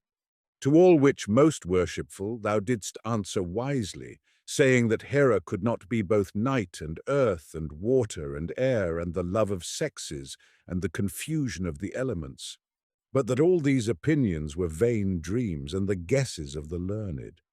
And why, thou saidst, even if the gods were pure natural creatures, are such foul things told of them in the mysteries, as it is not fitting for me to declare. These wanderings and drinkings and loves and seductions that would be shameful in men, why, thou saidst, were they attributed to the natural elements, and wherefore did the gods constantly show themselves, like the sorcerers called werewolves, in the shape of the perishable beasts? But mainly thou didst argue that till the philosophers of the heathen were agreed among themselves, not all contradicting each the other, they had no semblance of a sure foundation for their doctrine. To all this and more, most worshipful Father, I know not what the heathen answered thee. But in our time the learned men who stand to it that the heathen gods were in the beginning the pure elements, and that the nations, forgetting their first love and the significance of their own speech, became confused, and were betrayed into foul stories about the pure gods, these learned men, I say, agree no whit among themselves. Nay, they differ one from another, not less than did Plutarch and Porphyry and Theagenes, and the rest whom thou didst laugh to scorn. Bear with me, Father, while I tell thee how the new Plutarchs and Porphyries do contend among themselves, and yet these differences of theirs they call science. Consider the goddess Athene, who sprang armed from the head of Zeus, even as, among the fables of the poor heathen folk of seas thou never knewest, goddesses are fabled to leap out from the armpits or feet of their fathers. Thou must know that what Plato in the Cratylus made Socrates say in jest, the learned among us practice in sad earnest. For when they wish to explain the nature of any god, they first examine his name and torment the letters thereof, arranging and altering them according to their will, and flying off to the speech of the Indians and Medes and Chaldeans and other barbarians, if Greek will not serve their turn. How saith Socrates? I bethink me of a very new and ingenious idea that occurs to me, and if I do not mind, I shall be wiser than I should be by tomorrow's dawn. My notion is that we may put in and pull out letters at pleasure and alter the accents. Even so do the learned, not at pleasure maybe, but according to certain fixed laws, so they declare. Yet none the more do they agree among themselves. And I deny not that they discover many things true and good to be known, but as touching the names of the gods, their learning as it standeth is confusion. Look then at the goddess Athene, taking one example out of hundreds. We have dwelling in our coasts Mularus, the most erudite of the doctors of the Alemanni, and the most golden-mouthed. Concerning Athene, he saith that her name is none other than, in the ancient tongue of the Brahmanai, Ahana, which being interpreted, means the dawn. And that the morning light, saith he, offers the best starting point for the later growth of Athene has been proved, I believe, beyond the reach of doubt or even cavil. Yet this same doctor candidly lets us know that another of his nation, the witty Benfeius, hath devised another sense and origin of a theme, taken from the speech of the old Medes. But Mullerius declares to us that whosoever shall examine the contention of Benfeius will be bound in common honesty to confess that it is untenable. This, Father, is one for Benfeius, as the saying goes. And as Mullerius holds that these matters admit of almost mathematical precision, it would seem that Benfeius is but a Dummkopf, as the Alemanni say, in their own language, when they would be pleasant among themselves. Now wouldst thou credit it? Despite the mathematical plainness of the facts, other Alemanni agree neither with Mullerius nor yet with Benfeius, and will neither hear that Athene was the dawn, nor yet that she is the feminine of the Zend Thraitana Athwiana. Lo, you, how Prellerus goes about to show that her name is drawn not from Ahana and the old Brahmanae, nor Athwiana and the old Medes, but from the root aeth, whence either the air or ath, whence anthos, a flower. Yea, and Prellerus will have it that no man knows the verity of this matter. None the less he is very bold, and will none of the dawn, but holds to it that Athene was from the first the clear, pure height of the air, which is exceeding pure in Attica. Now, Father, as if all this were not enough, comes one Ronsard in with a mighty great volume on the gods, and Furtwänglerus among others for his ally. And these doctors will neither with Rucatus and Hermanus take Athene for wisdom in person, nor with Welcarus and Prellerus for the goddess of air, nor even with Mullerius and mathematical certainty for the morning red. But they say that Athene is the black thundercloud and the lightning that leapeth therefrom. I make no doubt that other Alemanni are of other minds. Quote Alemanni tot sententiae. Yea, as thou saidst of the learned heathen, Udgar Allelois Samphona Physiologusin, yet these disputes of theirs they call science. But if any man says to the learned, best of men you are erudite and laborious and witty, but till you are more of the same mind, your opinions cannot be styled knowledge. Nay, they are at present of no avail whereon to found any doctrine concerning the gods. That man is railed at for his mean and weak arguments. Was it thus, Father, that the heathen railed against thee? But I must still believe with thee that these evil tales of the gods were invented when man's life was yet brutish and wandering, as is the life of many tribes that even now tell like tales, and were maintained in honor by the later Greeks, because none dared alter the ancient beliefs of his ancestors. Farewell, Father, and all good be with thee, wishes thy well-wisher and thy disciple. To Percy Bysshe Shelley. Sir, in your lifetime on earth, you were not more than commonly curious as to what was said by the herd of mankind, if I may quote your own phrase. It was that of one who loved his fellow men, but did not, in his less enthusiastic moments, overestimate their virtues and their discretion. Removed so far away from our hubbub, and that world where, as you say, we pursue our serious folly as of old, you are, one may guess, but moderately concerned about the fate of your writings and your reputation. As to the first, you have somewhere said, in one of your letters, that the final judgment on your merits as a poet is in the hands of posterity, and that you fear the verdict will be guilty, and the sentence, death. Such apprehensions cannot have been fixed or frequent in the mind of one whose genius burned always with a clearer and steadier flame to the last. The jury of which you spoke has met, a mixed jury and a merciful. The verdict is, well done, and the sentence, immortality of fame. There are dissenters, yet probably they will be less and less heard as the years go on. One judge or juryman has made up his mind that prose was your true province, and that your letters will outlive your lays. I know not whether it was the same or an equally well-inspired critic, who spoke of your most perfect lyrics, so Beau Brummel spoke of his ill-tied cravats, as a gallery of your failures. But the general voice does not echo these utterances of a too subtle intellect. At a famous university, not your own, once existed a band of men known as the Trinity Sniffers. Perhaps the spirit of the sniffer may still inspire some of the jurors who from time to time make themselves heard in your case. The quarterly review, I fear, is still unreconciled. It regards your attempts as tainted by the spirit of the liberal movement in English literature, and it is impossible, alas, to maintain with any success that you were a throne and altar Tory. At Oxford you were forgiven, and the old rooms where you let the oysters burn, was not your founder King Alfred once guilty of similar negligence, are now shown to pious pilgrims. But conservatives, 'tis rumoured, are still averse to your opinions, and are believed to prefer to yours the works of the Reverend Mr. Keble, and indeed of the clergy in general. But in spite of all this, your poems, like the affections of the true lovers in Theocritus, are yet in the mouths of all, and chiefly on the lips of the young. It is in your lyrics that you live, and I do not mean that everyone could pass an examination in the plot of Prometheus Unbound.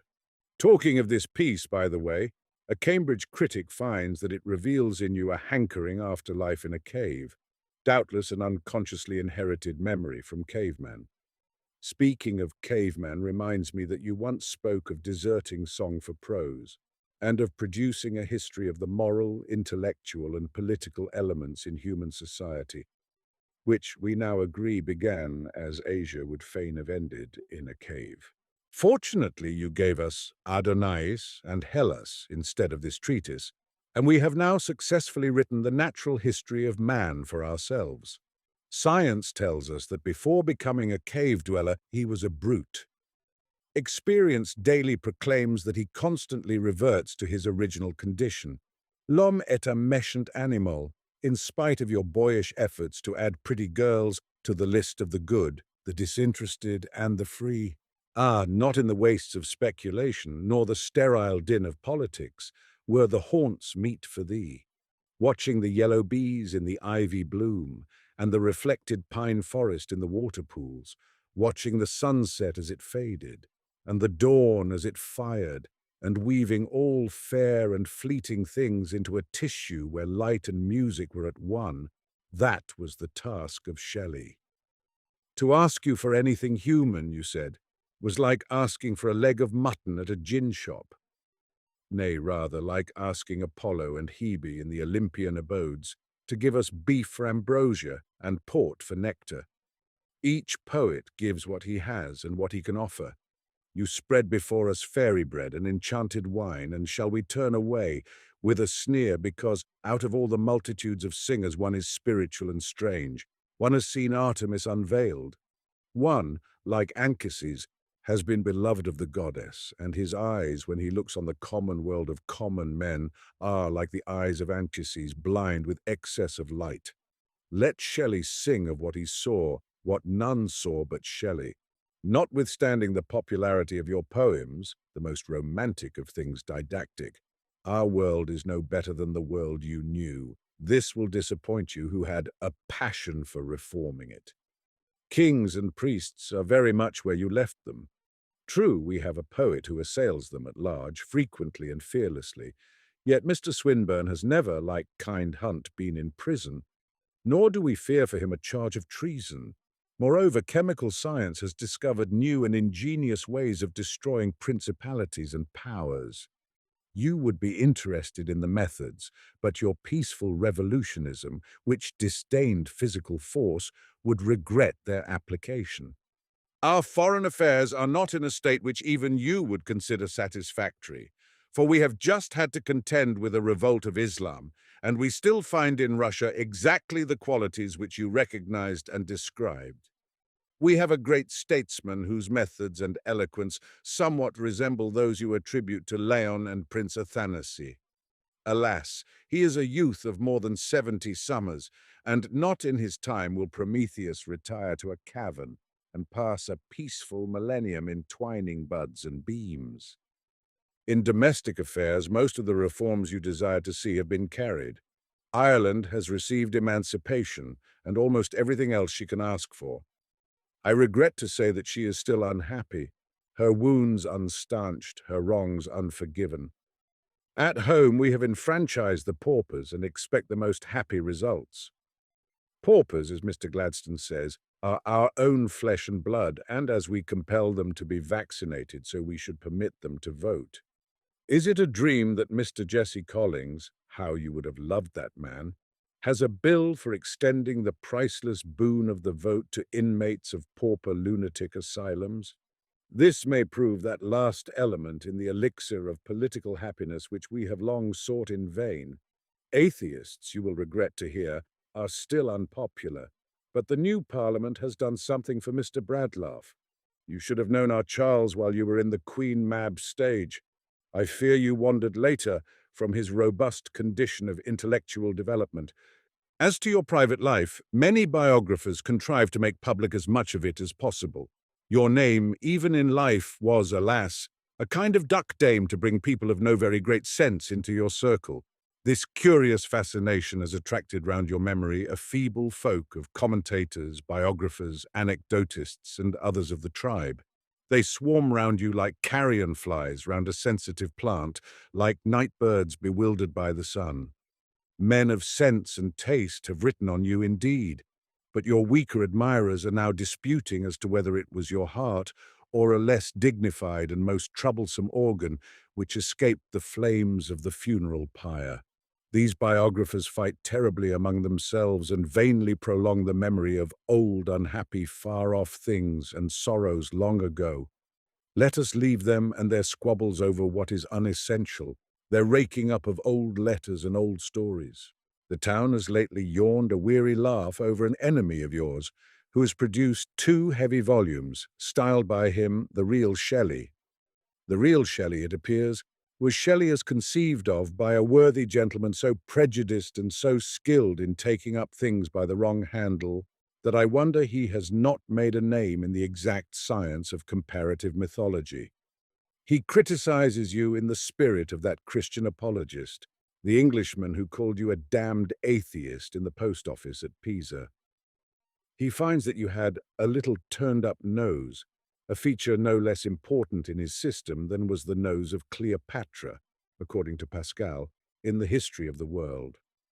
To be in harmony with your nose, you were a phenomenal liar, an ill-bred, ill-born profligate, partly insane, an evil-tempered monster, a self-righteous person, full of self-approbation. In fact, you were the beast of this pious apocalypse. Your friend, Dr. Lind, was an embittered and scurrilous apothecary, a bad old man. But enough of this inopportune brawler. For humanity, of which you hoped such great things, science predicts extinction in a night of frost. The sun will grow cold, slowly as doom came on Jupiter in your Prometheus, but as surely. If this nightmare be fulfilled, perhaps the last man in some fetid hut on the ice-bound equator will read by a fading lamp charged with the dregs of the oil in his cruise the poetry of Shelley. So reading, he, the latest of his race, will not wholly be deprived of those sights which alone, says the nameless Greek, make life worth enduring. In your verse he will have sight of sky and sea and cloud, the gold of dawn and the gloom of earthquake and eclipse. He will be face to face in fancy with the great powers that are dead, sun and ocean, and the illimitable azure of the heavens. In Shelley's poetry, while man endures, all those will survive. For your voice is as the voice of winds and tides, and perhaps more deathless than all of these, and only perishable with the perishing of the human spirit. To Monsieur de Molière, valet de chambre du roi. Monsieur, with what awe does a writer venture into the presence of the great Molière? As a courtier in your time would scratch humbly with his comb at the door of the grand monarch, so I presume to draw near your dwelling among the immortals. You, like the king who among all his titles has now none so proud as that of the friend of Molière. You found your dominions small, humble, and distracted. You raised them to the dignity of an empire. What Louis XIV did for France, you achieved for French comedy, and the baton of Scapin still wields its sway, though the sword of Louis was broken at Blenheim. For the king the Pyrenees, or so he fancied, ceased to exist. By a more magnificent conquest you overcame the Channel. If England vanquished your country's arms, it was through you that France ferrum victorem cepit, and restored the dynasty of comedy to the land whence she had been driven.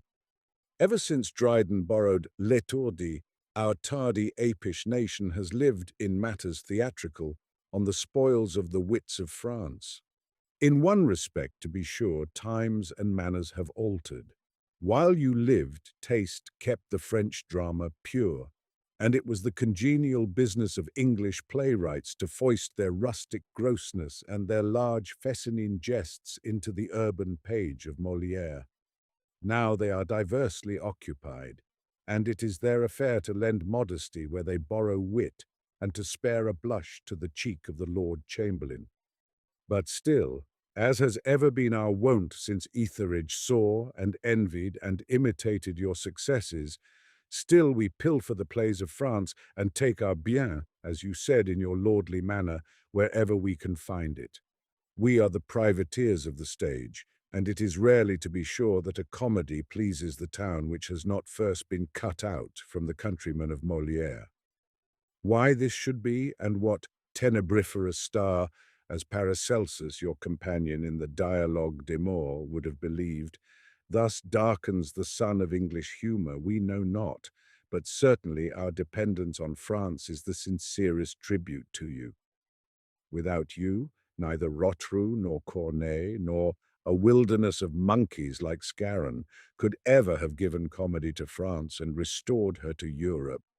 While we owe to you, monsieur, the beautiful advent of comedy, fair and beneficent as peace in the play of Aristophanes, it is still to you that we must turn when of comedies we desire the best.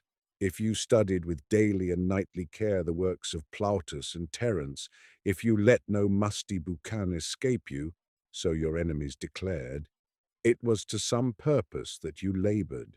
Shakespeare excepted, you eclipsed all who came before you, and from those that follow, however fresh, we turn. We turn from Regnard and Beaumarchais, from Sheridan and Goldsmith, from Musset and Pailleron and Labiche, to that crowded world of your creations. Creations, one may well say, for you anticipated nature herself. You gave us, before she did, in Alceste, a Rousseau who was a gentleman, not a lackey. In Amott of Don Juan's, the secret of the new religion and the watchword of Comte, l'amour de l'humanité. Before you, where can we find, save in Rabelais, a Frenchman with humour, and where, unless it be in Montaigne, the wise philosophy of a secular civilization? With a heart the most tender, delicate, loving, and generous, a heart often in agony and torment, you had to make life endurable, we cannot doubt it, without any whisper of promise or hope or warning from religion. Yes, in an age when the greatest mind of all, the mind of Pascal, proclaimed that the only help was in voluntary blindness, that the only chance was to hazard all on a bet at evens, you, monsieur, refused to be blinded, or to pretend to see what you found invisible. In religion you beheld no promise of help, when the Jesuits and Jansenists of your time saw each of them in Tartuffe the portrait of their rivals, as each of the laughable marquises in your play conceived that you were girding at his neighbour. You all the while were mocking every credulous excess of faith. In the sermons preached to Agnes we surely hear your private laughter. In the arguments for credulity which are presented to Don Juan by his valet, we listen to the eternal self-defense of superstition. Thus, desolate of belief, you sought for the permanent element of life, precisely where Pascal recognized all that was most fleeting and unsubstantial. In divertissement, in the pleasure of looking on, a spectator of the accidents of existence, an observer of the follies of mankind. Like the gods of the Epicurean, you seem to regard our life as a play that is played, as a comedy. Yet how often the tragic note comes in, what pity, and in the laughter what an accent of tears as of rain in the wind. No comedian has been so kindly and human as you. None has had a heart like you to feel for his butts and to leave them sometimes, in a sense, superior to their tormentors. Sganarelle, Monsieur de Pourceaugnac, Georges Dandin, and the rest, our sympathy somehow is with them after all. And Monsieur de Pourceaugnac is a gentleman, despite his misadventures. Though triumphant youth and malicious love in your plays may batter and defeat jealousy and old age, yet they have not all the victory, or you did not mean that they should win it. They go off with laughter and their victim with a grimace. But in him we, that are past our youth, behold an actor in an unending tragedy, the defeat of a generation. Your sympathy is not wholly with the dogs that are having their day. You can throw a bone or a crust to the dog that has had his, and has been taught that it is over and ended. Yourself not unlearned in shame, in jealousy, in endurance of the wanton pride of men, how could the poor player and the husband of Célimène be untaught in that experience? You never sided quite heartily, as other comedians have done, with young prosperity and rank and power. I am not the first who has dared to approach you in the shades, for just after your own death the author of Les Dialogues des Morts gave you Paracelsus as a companion, and the author of Le Jugement de Pluton made the mighty warder decide that Molière should not talk philosophy. These writers, like most of us, feel that after all the comedies of the contemplateur, of the translator of Lucretius, are a philosophy of life in themselves, and that in them we read the lessons of human experience writ small and clear.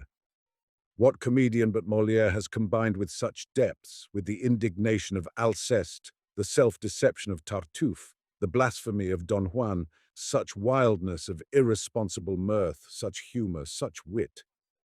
Even now, when more than 200 years have sped by, when so much water has flowed under the bridges and has borne away so many trifles of contemporary mirth, cetera fluminis ritu feruntur, even now we never laugh so well as when Mascarille and Vadius and Monsieur Jourdain tread the boards in the Maison de Molière. Since those mobile dark brows of yours ceased to make men laugh, since your voice denounced the demoniac manner of contemporary tragedians, I take leave to think that no player has been more worthy to wear the canons of Mascarille or the gown of Vadius than Monsieur Coquelin of the Comédie Française. In him you have a successor to your Mascarille so perfect that the ghosts of playgoers of your date might cry, could they see him, that Molière had come again. But with all respect to the efforts of the fair, I doubt if Mademoiselle Barthé or Mademoiselle Croisette herself would reconcile the town to the loss of the fair de Brie and Madeleine, and the first, the true Célimène, Armande. Yet had you ever so merry a soubrette as Mademoiselle Samary, so exquisite a Nicole? Denounced, persecuted, and buried hugger-mugger 200 years ago, you are now not overpraised, but more worshipped, with more servility and ostentation, studied with more prying curiosity than you may approve. Are not the Moliérists a body who carry adoration to fanaticism? Any scrap of your handwriting, so few are these, any anecdote even remotely touching on your life, any fact that may prove your house was numbered 15, not 22, is eagerly seized and discussed by your too minute historians. Concerning your private life, these men often speak more like malicious enemies than friends, repeating the fabulous scandals of Le Boulanger, and trying vainly to support them by grubbing in dusty parish registers.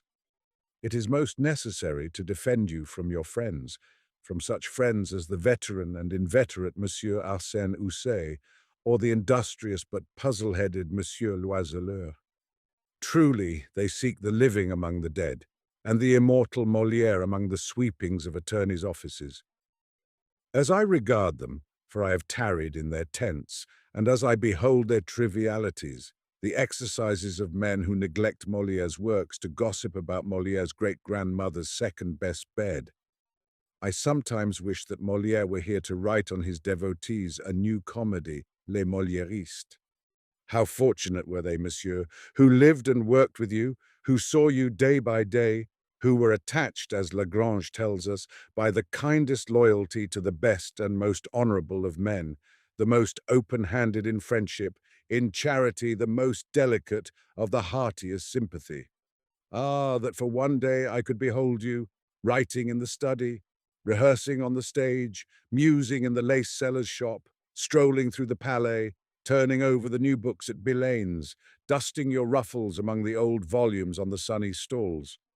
Would that, through the ages, we could hear you after supper, merry with Boileau and with Racine, not yet a traitor, laughing over Chapelain, combining to gird at him in an epigram, or mocking at Cotin, or talking your favourite philosophy, mindful of Descartes. Surely of all the wits none was ever so good a man, none ever made life so rich with humour and friendship. To Robert Burns, Sir, among men of genius, and especially among poets, there are some to whom we turn with a peculiar and unfeigned affection. There are others whom we admire rather than love. By some we are won with our will, by others conquered against our desire. It has been your peculiar fortune to capture the hearts of a whole people, a people not usually prone to praise, but devoted with a personal and patriotic loyalty to you and to your reputation. In you every Scot who is a Scot sees, admires, and compliments himself, his ideal self. Independent, fond of whiskey, fonder of the lassies, you are the true representative of him and of his nation. Next year will be the 100th since the press of Kilmarnock brought to light its solitary masterpiece, your poems. And next year, therefore, methinks the revenue will receive a welcome accession from the abundance of whiskey drunk in your honour. It is a cruel thing for any of your countrymen to feel that where all the rest love he can only admire, where all the rest are idolaters he may not bend the knee, but stands apart and beats upon his breast, observing, not adoring, a critic. Yet to some of us, petty souls perhaps, and envious, that loud indiscriminating praise of Robbie Burns, for so they style you in their change-house familiarity, has long been ungrateful, and among the treasures of your songs we venture to select and even to reject. So it must be. We cannot all love haggis, nor painch, tripe, and therm, and all those rural dainties which you celebrate as warm, reeking, rich. Rather too rich, as the young lady said on an occasion recorded by Sam Weller. Old Scotland wants nae skinking ware, that jops in luggies. But if you wish her great for prayer, gie her a haggis. You have given her a haggis with a vengeance, and her great for prayer is yours for ever. But if even an eternity of partridge may pall on the epicure, so of haggis too, as of all earthly delights, cometh satiety at last. And yet what a glorious haggis it is, the more emphatically rustic and even fescennine part of your verse. We have had many a rural bard since Theocritus watched the visionary flocks, but you are the only one of them all who has spoken the sincere Doric. Yours is the talk of the byre and the plough-tail. Yours is that large utterance of the early hinds. Even Theocritus minces matters, save where Lacon and Comatas quite outdo the swains of Ayrshire. But thee, Theocritus, wha matches, you ask, and yourself outmatch him in this wide, rude region, trodden only by the rural muse. Thy rural loves are nature's cell, and the wooer of Jean Armour speaks more like a true shepherd than the elegant Daphnis of the Oaristis. Indeed, it is with this that moral critics of your life reproach you, forgetting perhaps that in your amours you were but as other Scotch ploughmen and shepherds of the past and present. Ettrick may still, with Afghanistan, offer matter for idylls, as Mr. Carlyle, your antithesis and the complement of the Scotch character, supposed. But the morals of Ettrick are those of rural Sicily in old days, or of Mosgiel in your days. Over these matters the Kirk, with all her power, and the Free Kirk too, have had absolutely no influence whatever.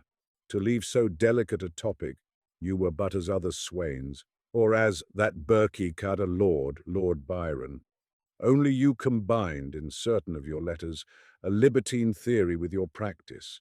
You poured out in song your audacious raptures, your half-hearted repentance, your shame and your scorn. You spoke the truth about rural lives and loves. We may like it or dislike it, but we cannot deny the verity. Was it not as unhappy a thing, sir, for you, as it was fortunate for letters and for Scotland, that you were born at the meeting of two ages and of two worlds, precisely in the moment when bookish literature was beginning to reach the people, and when society was first learning to admit the low-born to her minor mysteries. Before you, how many singers, not less truly poets than yourself, though less versatile, not less passionate, though less sensuous, not less simple, had been born and had died in poor men's cottages. There abides not even the shadow of a name of the old Scotch songsmiths, of the old ballad-makers, the authors of Clerk Saunders, of The Wife of Usher's Well, of Fair Annie and Sir Patrick Spens and the Bonny Hind are as unknown to us as Homer, whom in their directness and force they resemble. They never perhaps gave their poems to writing. Certainly they never gave them to the press. On the lips and in the hearts of the people they have their lives, and the singers, after a life obscure and untroubled by society or by fame, are forgotten. The iniquity of oblivion blindly scattereth his poppy. Had you been born some years earlier, you would have been even as these unnamed immortals, leaving great verses to a little clan, verses retained only by memory. You would have been but the minstrel of your native valley. The wider world would not have known you, nor you the world. Great thoughts of independence and revolt would never have burned in you. Indignation would not have vexed you. Society would not have given and denied her caresses. You would have been happy. Your songs would have lingered in all the circle of the summer hills, and your scorn, your satire, your narrative verse would have been unwritten or unknown. To the world, what a loss, and what a gain to you. We should have possessed but a few of your lyrics, as when o'er the hill the eastern star tells bootin time is near, my Joe, and Austen fray the furrowed field. Return say Dowf and weary, oh, how noble that is, how natural, how unconsciously Greek. You found, oddly, in good Mrs. Barbauld, the merits of the 10th muse. In thy sweet sang Barbald survives even Sappho's flame. But how unconsciously you remind us both of Sappho and of Homer in these strains about the evening star and the hour when the day meteniceto bulutond. Had you lived and died the pastoral poet of some silent glen, such lyrics could not but have survived. Free, too, of all that in your songs reminds us of the poet's corner in the Kirk Cudbright Advertiser. We should not have read how. Phoebus, gilding the brow of morning, banishes ilk darksome shade. Still we might keep a love poem unexcelled by Catullus, had we never loved say kindly, had we never loved say blindly, never met or never parted, we had ne'er been broken-hearted.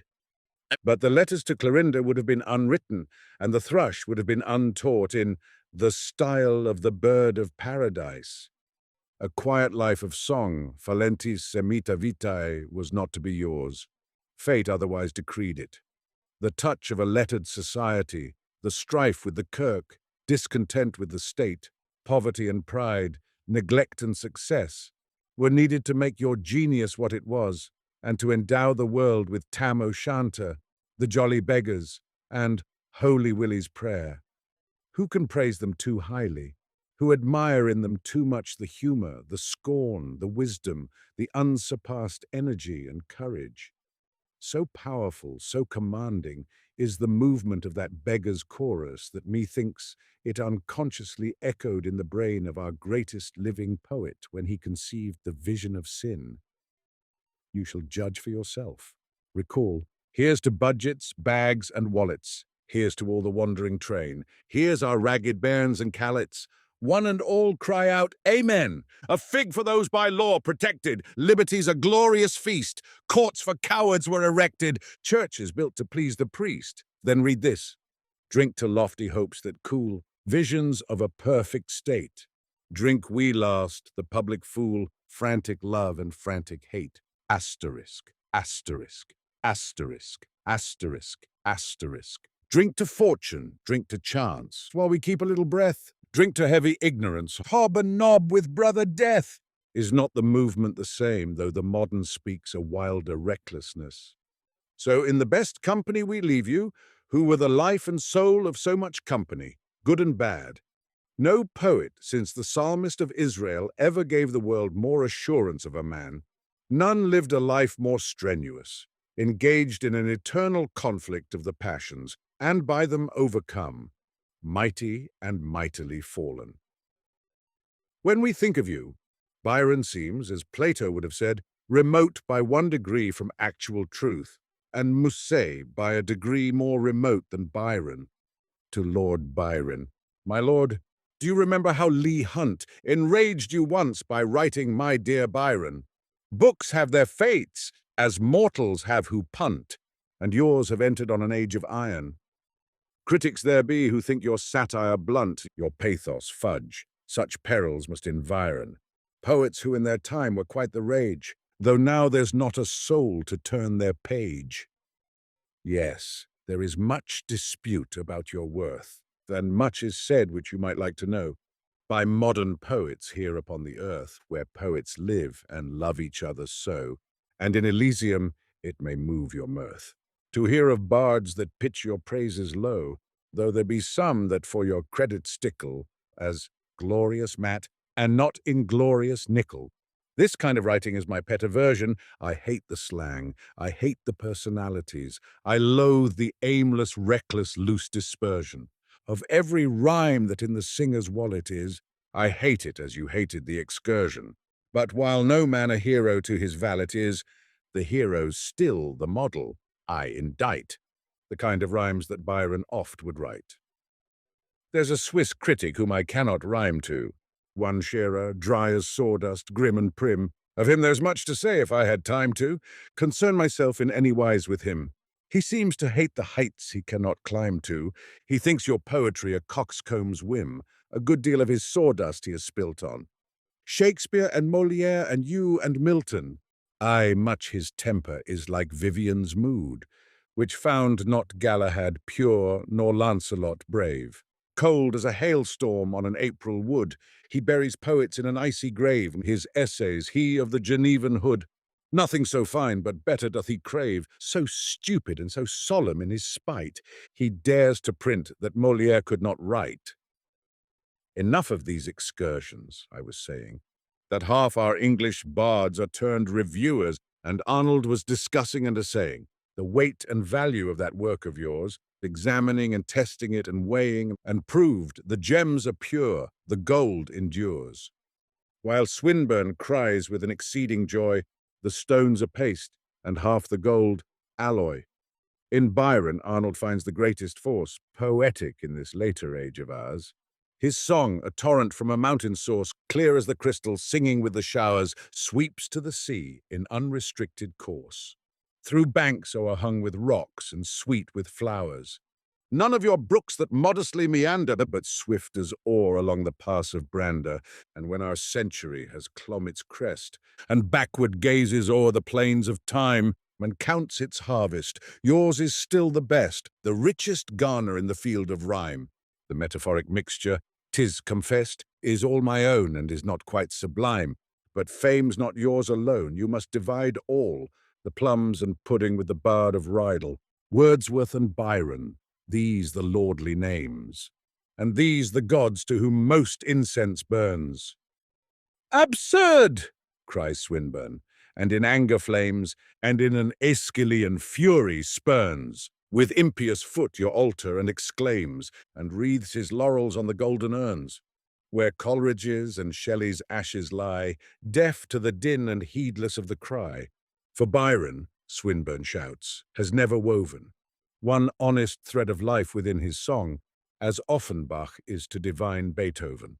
So Byron is to Shelley, this is strong, and on Parnassus's peak, divinely cloven, he may not stand or stands by cruel wrong. For Byron's rank, the examiner has reckoned, is in the third class or a feeble second.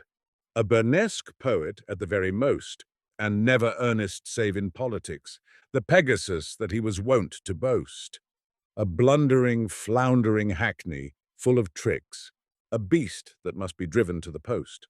By whips and spurs and oaths and kicks and sticks, a gasping, ranting, broken-winded brute that any judge of Pegasi would shoot.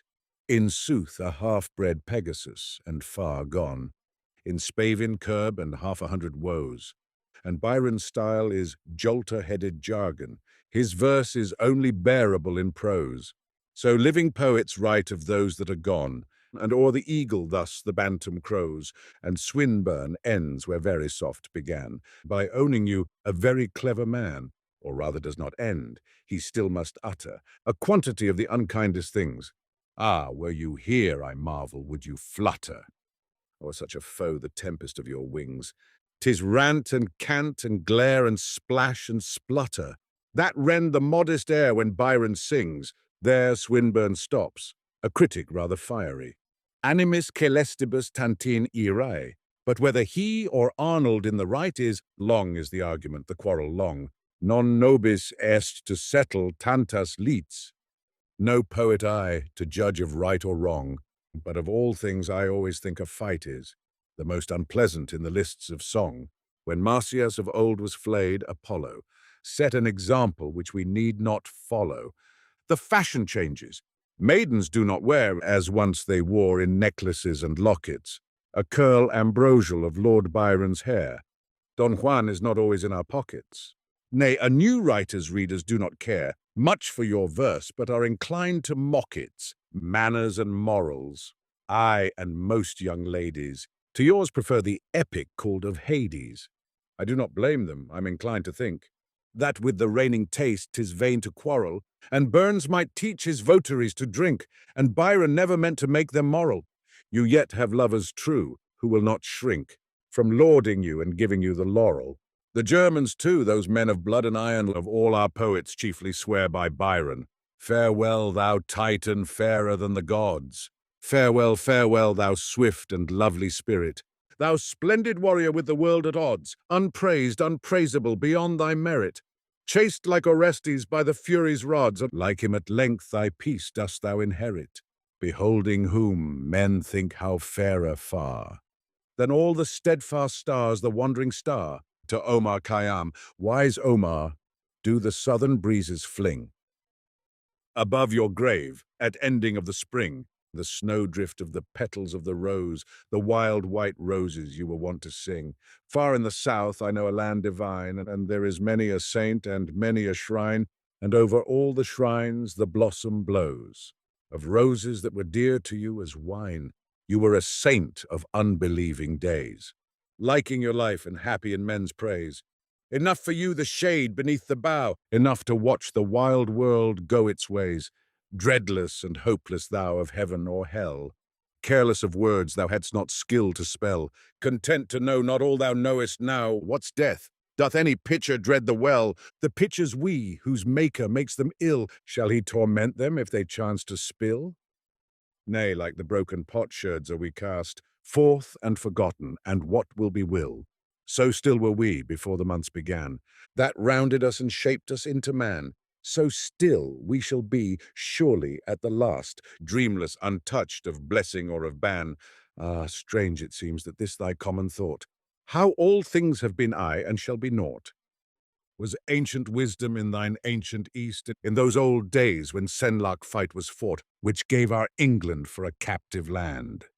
To pious chiefs of a believing band, a gift to the believer from the priest, tossed from the holy to the blood-red hand. Yea, thou wert singing when that arrow clave through helm and brain of him who could not save his England, even of Harold Godwin's son. The high tide murmurs by the hero's grave, and thou wert wreathing roses, who can tell, or chanting for some girl that pleased thee well, or satst at wine in Nashapur when done. The twilight veiled the field where Harold fell. The salt sea waves above him rage and roam along the white walls of his guarded home. No zephyr stirs the rose but o'er the wave. The wild wind beats the breakers into foam, and dear to him as roses were to thee, rings the long roar of onset of the sea. The swan's path of his fathers is his grave. His sleep, methinks, is sound as thine can be. His was the age of faith, when all the West looked to the priest for torment or for rest, and thou wert living then and didst not heed. The saint who banned thee, or the saint who blessed. Ages of progress! These 800 years Hath Europe shuddered with her hopes or fears, and now she listens in the wilderness to thee, and half believeth what she hears. Hadst thou the secret? Ah, and who may tell? An hour we have, thou saidst. Ah, waste it well. An hour we have, and yet eternity looms o'er us, and the thought of heaven or hell? Nay, we can never be as wise as thou, O idle singer, neath the blossomed bough. Nay, and we cannot be content to die. We cannot shirk the questions where and how. Ah, not from learned peace and gay content. Shall we of England go the way he went? The singer of the red wine and the rose, nay, otherwise than his our day is spent. Serene he dwelt in fragrant Nashapur. But we must wander while the stars endure. He knew the secret. We have none that knows. No man so sure as Omar once was sure. To Quintus Horatius Flaccus, in what manner of paradise are we to conceive that you, Horace, are dwelling, or what region of immortality can give you such pleasures as this life afforded? The country and the town, nature and men, who knew them so well as you, or who ever so wisely made the best of those two worlds? Truly here you had good things, nor do you ever, in all your poems, look for more delight in the life beyond. You never expect consolation for present sorrow, and when you once have shaken hands with a friend, the parting seems to you eternal. Quis desiderio sit pudorat modus? Tam cari capitis? So you sing, for the dear head you mourn has sunk forever beneath the wave. Virgil might wander forth bearing the golden branch the Sibyl doth to singing men allow, and might visit, as one not wholly without hope, the dim dwellings of the dead and the unborn. To him was it permitted to see and sing mothers and men, and the bodies outworn of mighty heroes, boys and unwedded maids, and young men borne to the funeral fire before their parents' eyes. The endless caravans swept past him, many as fluttering leaves that drop and fall in autumn woods when the first frost begins, many as birds that flock landward from the great sea when now the chill year drives them o'er the deep and leads them to sunnier lands.